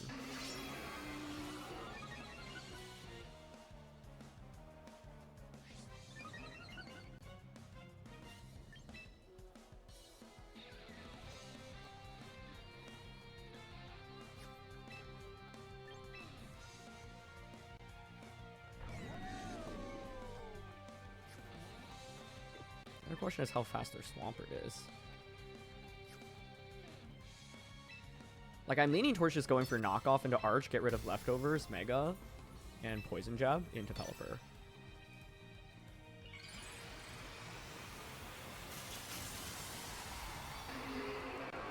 Yeah, the fact they didn't go Venu meant that I actually think Raichu could have been more bringable.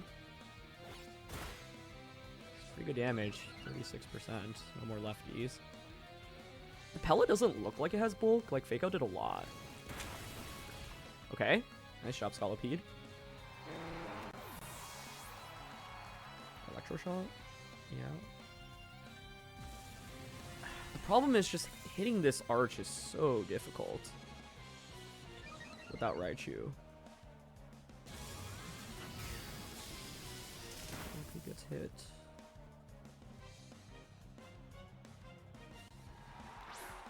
Is in. We're not outspeeding Swampert here. Yeah, I think my problem is I just can't hit the... I was really hoping... Yeah, I mean, I can't hit the Arch for a lot. So it's still really tough. Like, maybe I needed to go Raichu Sinistcha lead is how I'm thinking about approaching it, and land Focus Blast, or even bring regular Raichu.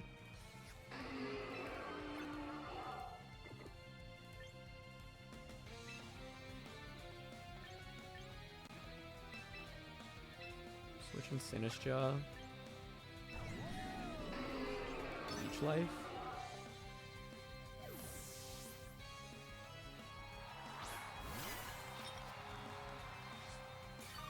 Maybe protecting this turn would have been okay, but I'm hoping maybe Swampert... I guess they should just Wave Crash Scolipede.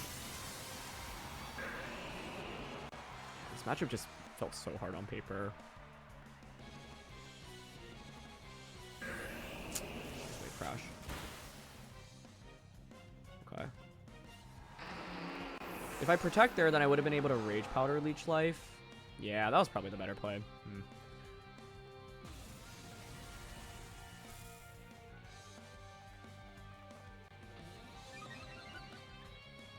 I think better to just play defensively there.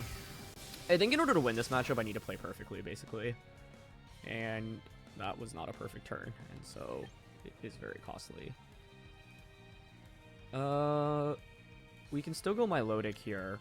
And I actually think Milotic should be faster than Arch.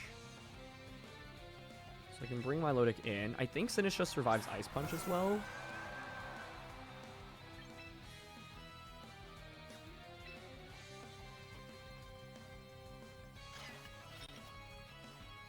I'm gonna go for Rage Powder here. 3 turns of Rain. Into Coil. Hoping to survive Ice Punch. Like, Ice Punch, and then you Electro Shot, we Coil, then I put the Arch to sleep next turn. Yep, we do survive.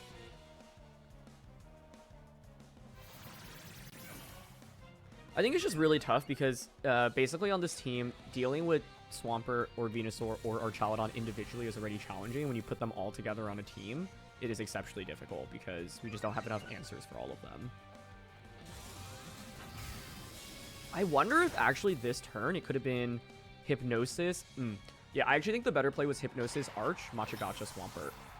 And hope that they split their damage and Milotic hits the raw Hypnosis. I think I like that approach more. I can at least now fake out into Swampert, Hypnosis into Arch. But as you can see, the problem here is based on what I brought, I just never had really good damage into Arch, right? And I was really hoping they would go Venusaur because Scolipede's a lot better into the Venu. Okay, Hypnosis at least hits.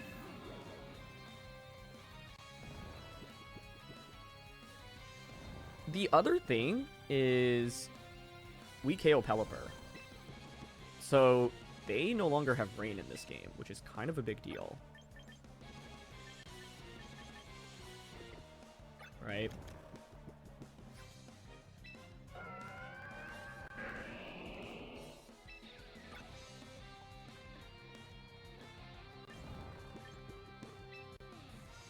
Does Swampert protect right now is the question.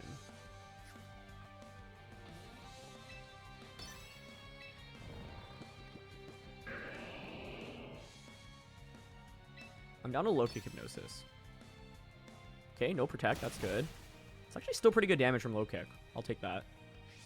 We're gonna need to get like lucky with not getting early wakes or misses. And that, yeah, that's probably in the game. It's on the spot. It's actually still doable if Arch stays asleep here. Because the other thing is that you do take a ton of damage with Swampert.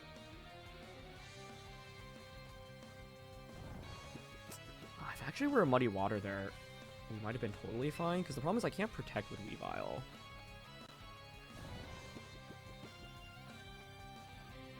And it feels like I kind of need to knock out Arch right now with low kick and Muddy Water. But if Swampert were to protect, for example... Okay. Hold on. I don't think Muddy Water is going to KO, unfortunately.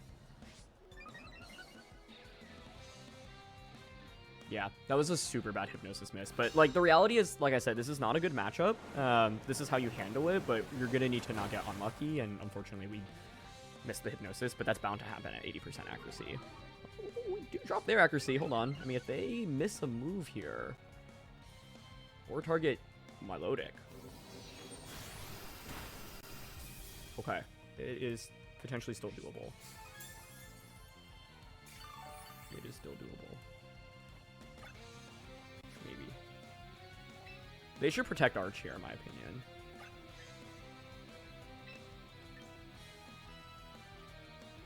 I think knockoff into Muddy should do enough to KO Swampert. Not 100% confident on that, though. Yeah, I'm honestly not confident on that, so I think I'll go Triple Axle Muddy. This is one where I just like don't know my Weavile into Swampert damage calc super well off the top of my head.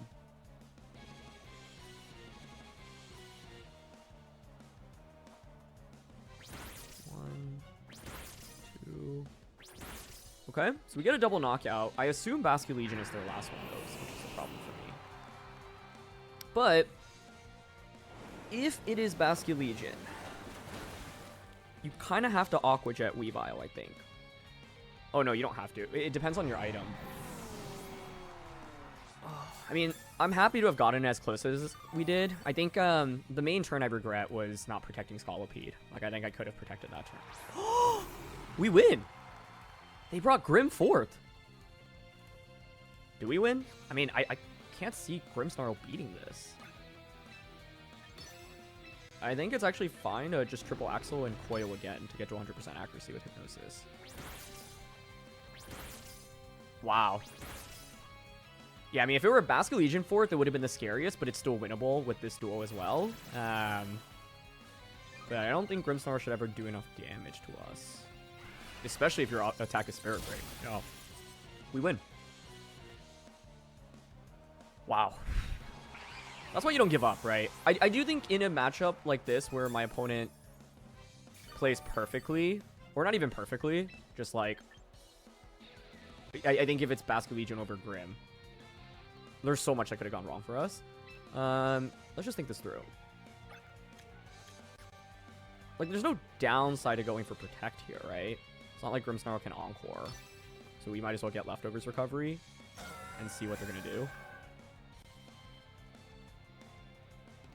Spirit Break, yeah. Okay, well, Hypnosis is 100% accurate here. Okay. Yeah. Wow. Yeah, Grim 4th ended up being huge for us. I think Basculegion 4th, and the odds are very much in their favor, especially because I don't have Protect on Weavile, so you can either Aqua Jet Weavile there, or I would have to knock off plus Hypnosis. So if they like last respected Milotic and they weren't sashed, then we actually would KO them and potentially win off that. So you Aqua Jet into Weavile, Weavile faints, I Hypnosis into Basculegion, we have guaranteed Turn of Sleep, so then I probably Coil for another defense boost.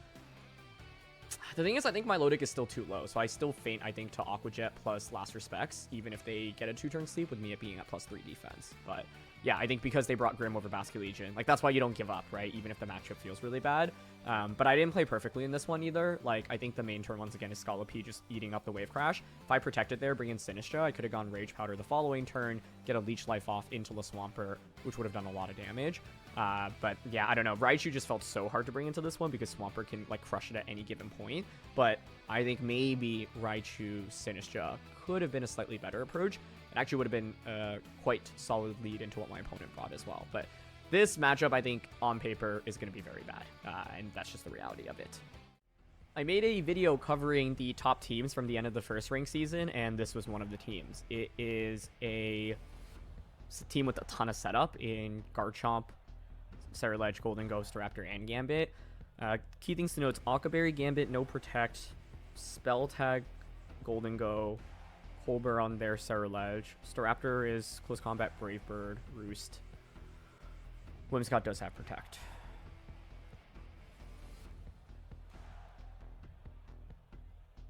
Oh, this looks really scary.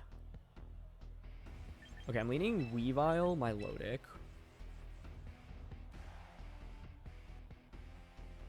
Raichu, Ceruledge. So I think Weavile's really good offensively. Yeah, I think they probably don't bring Staraptor early, is my guess. If I were them, I'd probably consider leading Golden Go.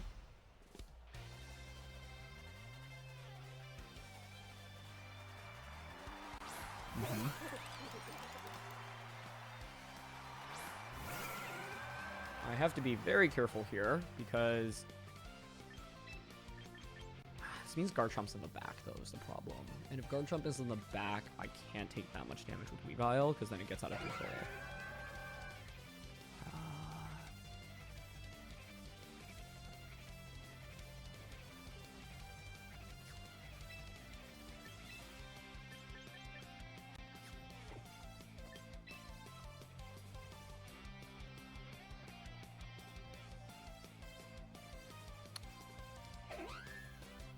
This is already such an awkward position.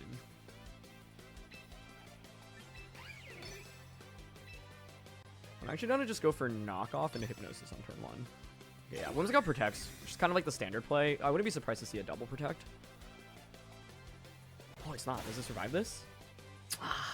Yeah, I knew it was bulky. I didn't know what the role would be there. I could have gone Muddy Water and just get a knockout there immediately. Now it probably is Make It Rain. Oh, okay.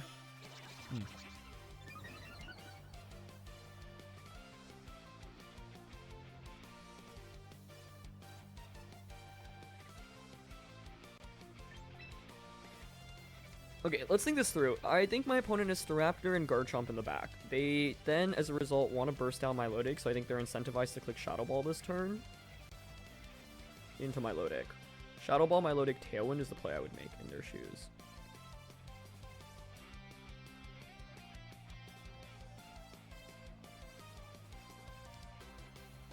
But what if they just make it rain?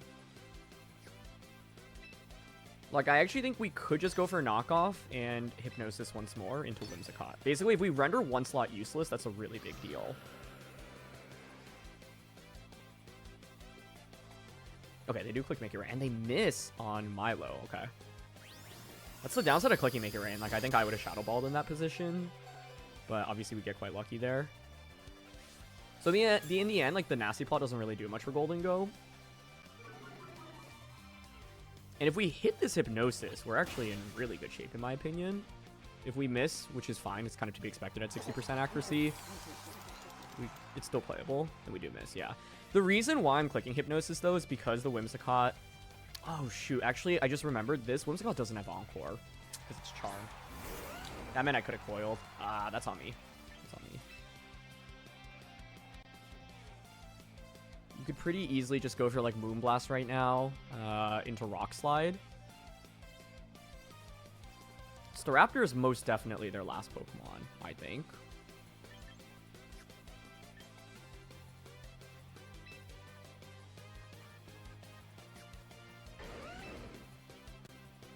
Which Raichu is exceptional against in the endgame. Bring Ceruledge here. I should have spent my time coiling earlier. I mean, they could have Encore in the Whimsicott, but I know that the the base version of this team doesn't have it. Competitive boost would be huge from any Moonblast drops. Yeah, Moonblast Rock Slide. That's totally on me for not coiling. Having known this team. Okay, but Hypnosis is clutch and hits. That's big. It's very big.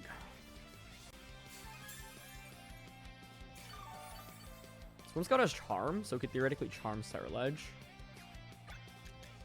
2 turns of Tailwind.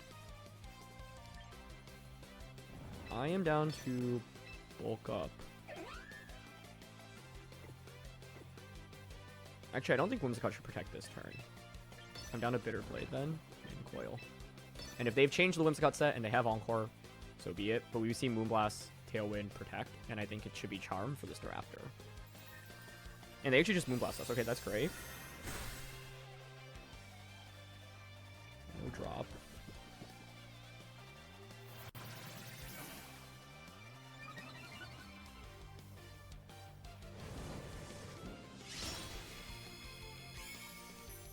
So here's the thing. I think now if you're my opponent, you protect your Whimsicott this next turn and Earthquake.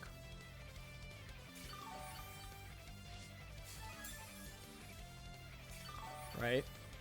You hope to wake up with Garchomp. I think I can always switch in Weavile. I want to give Riff. No, I don't have any boost.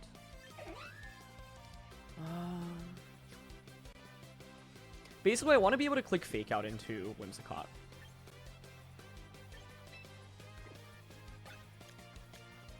Garchomp's only taking 1 turn of sleep right now, though, so the odds are in our favor for it to stay asleep. Which is the other thing.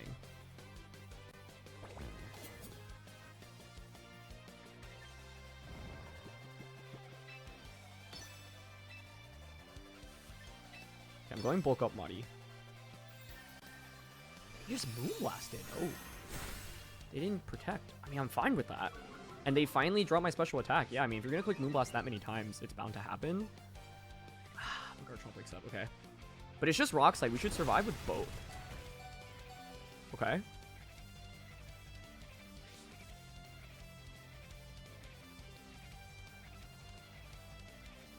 Muddy hits both. Nice.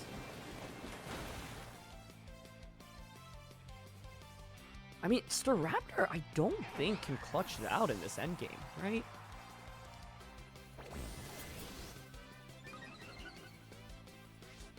We have Weavile and Raichu, which is pretty darn good to have. When Peter's out. Yeah, I felt like they needed to protect. I would always protect Whimsicott and Earthquake there so I could Tailwind again the following turn.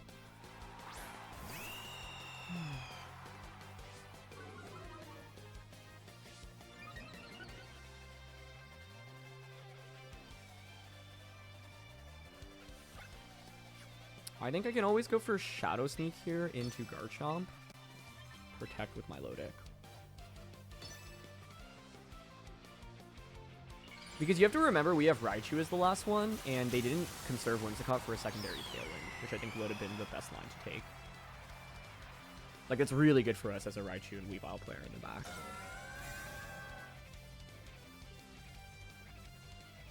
Nice. Okay. Yep, close combat, and then presumably Earthquake here. Yep.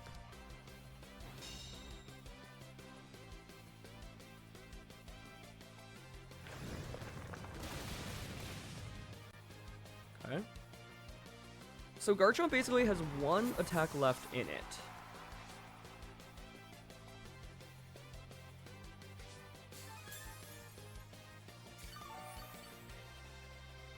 I think I can bring out Weavile here.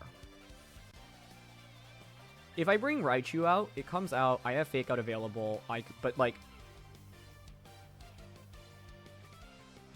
I could target either slot, but they could protect either slot. I think what I like is actually bringing Weavile out here because Raichu is the best thing to end the game with against a Raptor. And because we know that the Garchomp will faint from one more attack, right?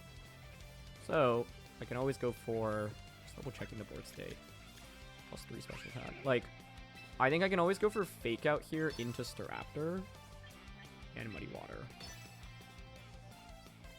Beautiful. That should be the game. But this is, like, I figured there was, by going for this, right, like, what can you do? If you protect Staraptor and Garchomp attacks, you faint from your own life orb, and then it's a Raichu versus Staraptor 1v1. So that's why I was really surprised to not see Whimsicott protect and go for Moonblast instead. Now this is the +3 special attack, Muddy Water. Increases their accuracy, but that's fine. Okay. We can always protect Milotic here.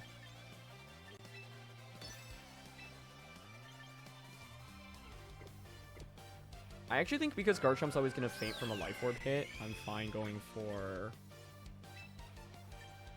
Triple Axle into Staraptor. Protect with Milotic.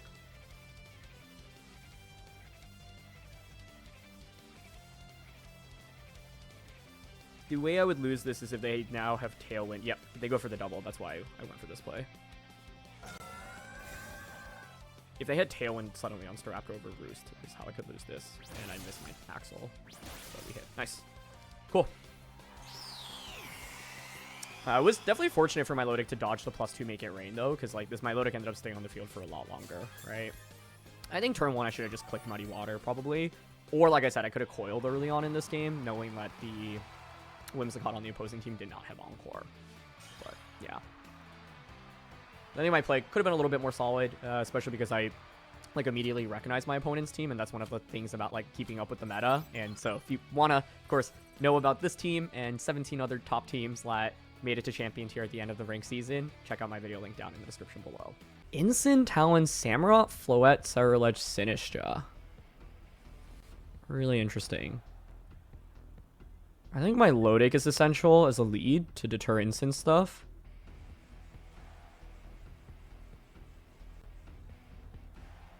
I think we need Ceruledge. I almost am thinking about Scolipede.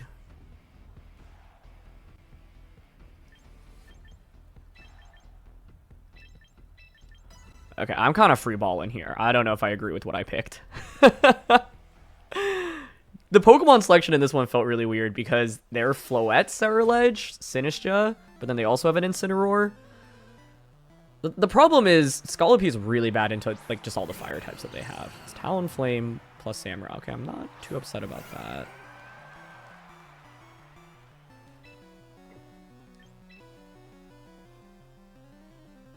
Is there a Quick Guard coming my way is my question. Because I think we can always Coil turn 1.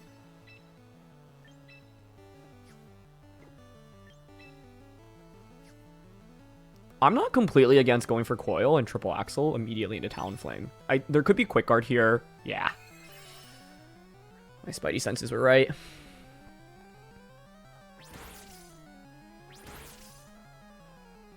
Ooh. Okay. I don't think we need the crit to get the KO on No Bulk Talon, but I'm very happy to get that knockout. Okay, as perfect as a turn 1 as we could have gotten, I think. Sacred Sword? Night Slash. Oh, they could crit us. Shoot. That is cool. Okay.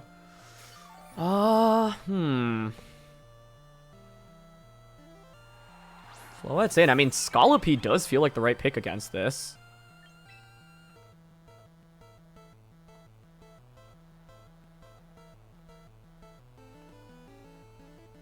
The dream would be to get a Swords Dance up with this, but have Weavile be able to fake out the Floette, in my opinion, so that I get that Swords Dance off.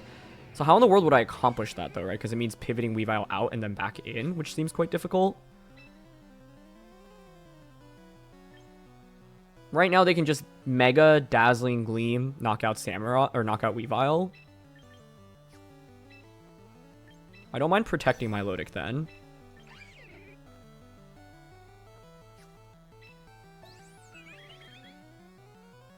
I'm going for a low kick into Samurott.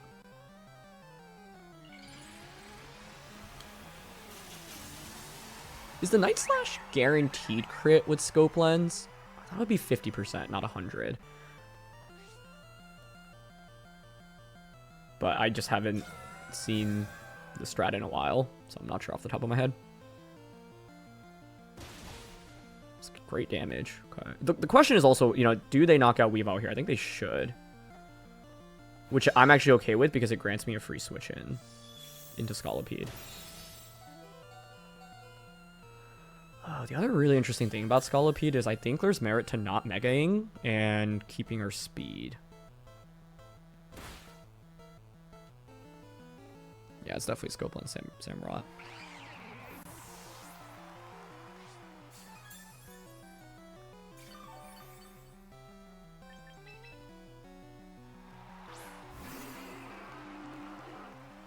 I just have no idea what their last one is.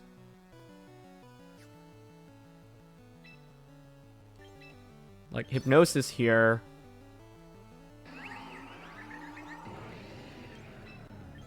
How fast is Samurott is my other question. I'm thinking just Hypnosis and Leech Life here. And not Megaing to keep our speed. Low Kick did a lot to Samurott, so I would think Leech Life KOs without Megaing here. And then we get our speed boost, which allows us to outspeed Floette as well. They should Moonblast or Light of Ruin. Okay, neither protect. Nice. We KO Samurott.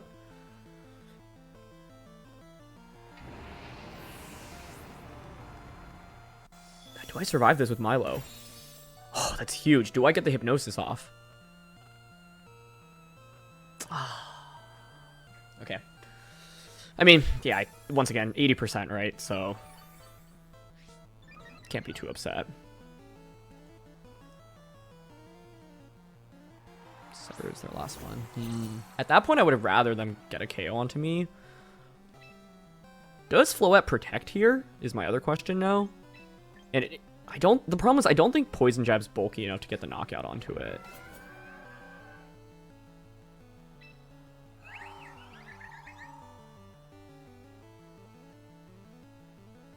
I also don't think a Shadow Sneak KOs Milotic, and I think Milotic, unless they have a lot of speed investment, should be faster than Ceruledge. You know what I could also do, which is protect Milotic here, Mega Scolipede, Poison Jab into Floette. Poison Jab I don't think will KO Floette, but then ideally will do enough where then my Ceruledge Shadow Sneak will finish it off. But this could be super, super bulky Floette is my guess. Ah, they protected. Good play. Yeah, I probably lose off that. Ah, it was so winnable. Man, Bitterblade. I've like felt like they needed to respect our Milotic there, but maybe Poison Jab and Hypnosis or Muddy Water was the play there. Also, theoretically, it's still winnable. Nah, I don't think so. Yeah, I just don't have faith in the Ceruledge. Like, I don't think Ceruledge can hold the 2v1. If I had just gone, like, Hypnosis... If I went Hypnosis Sword Stance there, that would have been... It would have won me the game on the spot. I feel like I could have played this game better. I was kind of thrown off by the Samurott, but honestly, it was mainly just... I think they were expecting us to knock out Floette, and I should have used that assumption to my knowledge, right? And played accordingly as a result. If for some reason, though, they let me get this Hypnosis off and Bulk Up, we could still win, but I think now you just Dazzling. Yeah. That's totally on me. Like, I think part of it is I knew that I wouldn't knock out the Floette, but my opponent doesn't necessarily know that. They do Moonblast. Is there any chance we can win off that? I could have gone for a double protect there as well.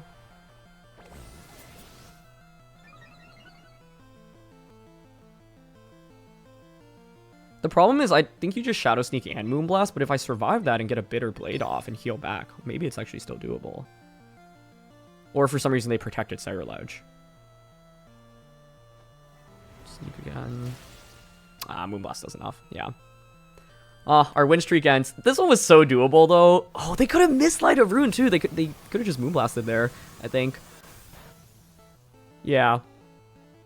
But my crucial mistake was just like, I think I knew my Scolipede wouldn't do enough, or maybe it would have done, given that it was Light of Ruin Floor. Like maybe they just had no bulk, and so we would have gotten the knockout. And the play in response is just protect the Scolipede there, Hypnosis into Ceruledge that turn, and then the next turn we just Poison Jab, and we should be okay. But yeah, super cool team, right? I mean, turn 1 worked out brilliantly. The main thing is that Scolipede just didn't really have offensive pressure into Ceruledge, and I think that one turn specifically that I messed up, I needed to think a little bit harder about. It didn't feel like the matchup was actually bad. My execution just could have been a little bit better in this one. But yeah, our win streak will finally conclude here. Anyway, that's going to be it for this one, so thank you so much as always for joining me. It was really cool to be able to showcase 2 of the brand new Mega Evolutions. My overall takeaway, as I mentioned in the beginning, is that I think Let's Scolipede is fun, not the most consistent because Bug and Poison is just pretty bad in terms of offensive coverage, but it really worked, I think, in the matchups we were supposed to come out in, and the Raichu was actually quite excellent. I think part of what makes this team feel so strong is that Milotic and Ceruledge often feel like they can be Mega Evolutions in themselves because of how difficult they are to knock out and how much sustain that they have as well, and Weavile was a really fun pick that I think complements the team quite perfectly as well. So hopefully you give the team out a try. I think like the core of stuff like Raichu, Sinistcha, Ceruledge, Milotic definitely here to stay, and I am personally excited to see where people push Mega Raichu Y teams in particular, because I do think this is one of the best new Mega Evolutions in Regulation MB. So my name's CybertronVGC. Thanks for tuning in, and I'll see you all soon. All right, peace.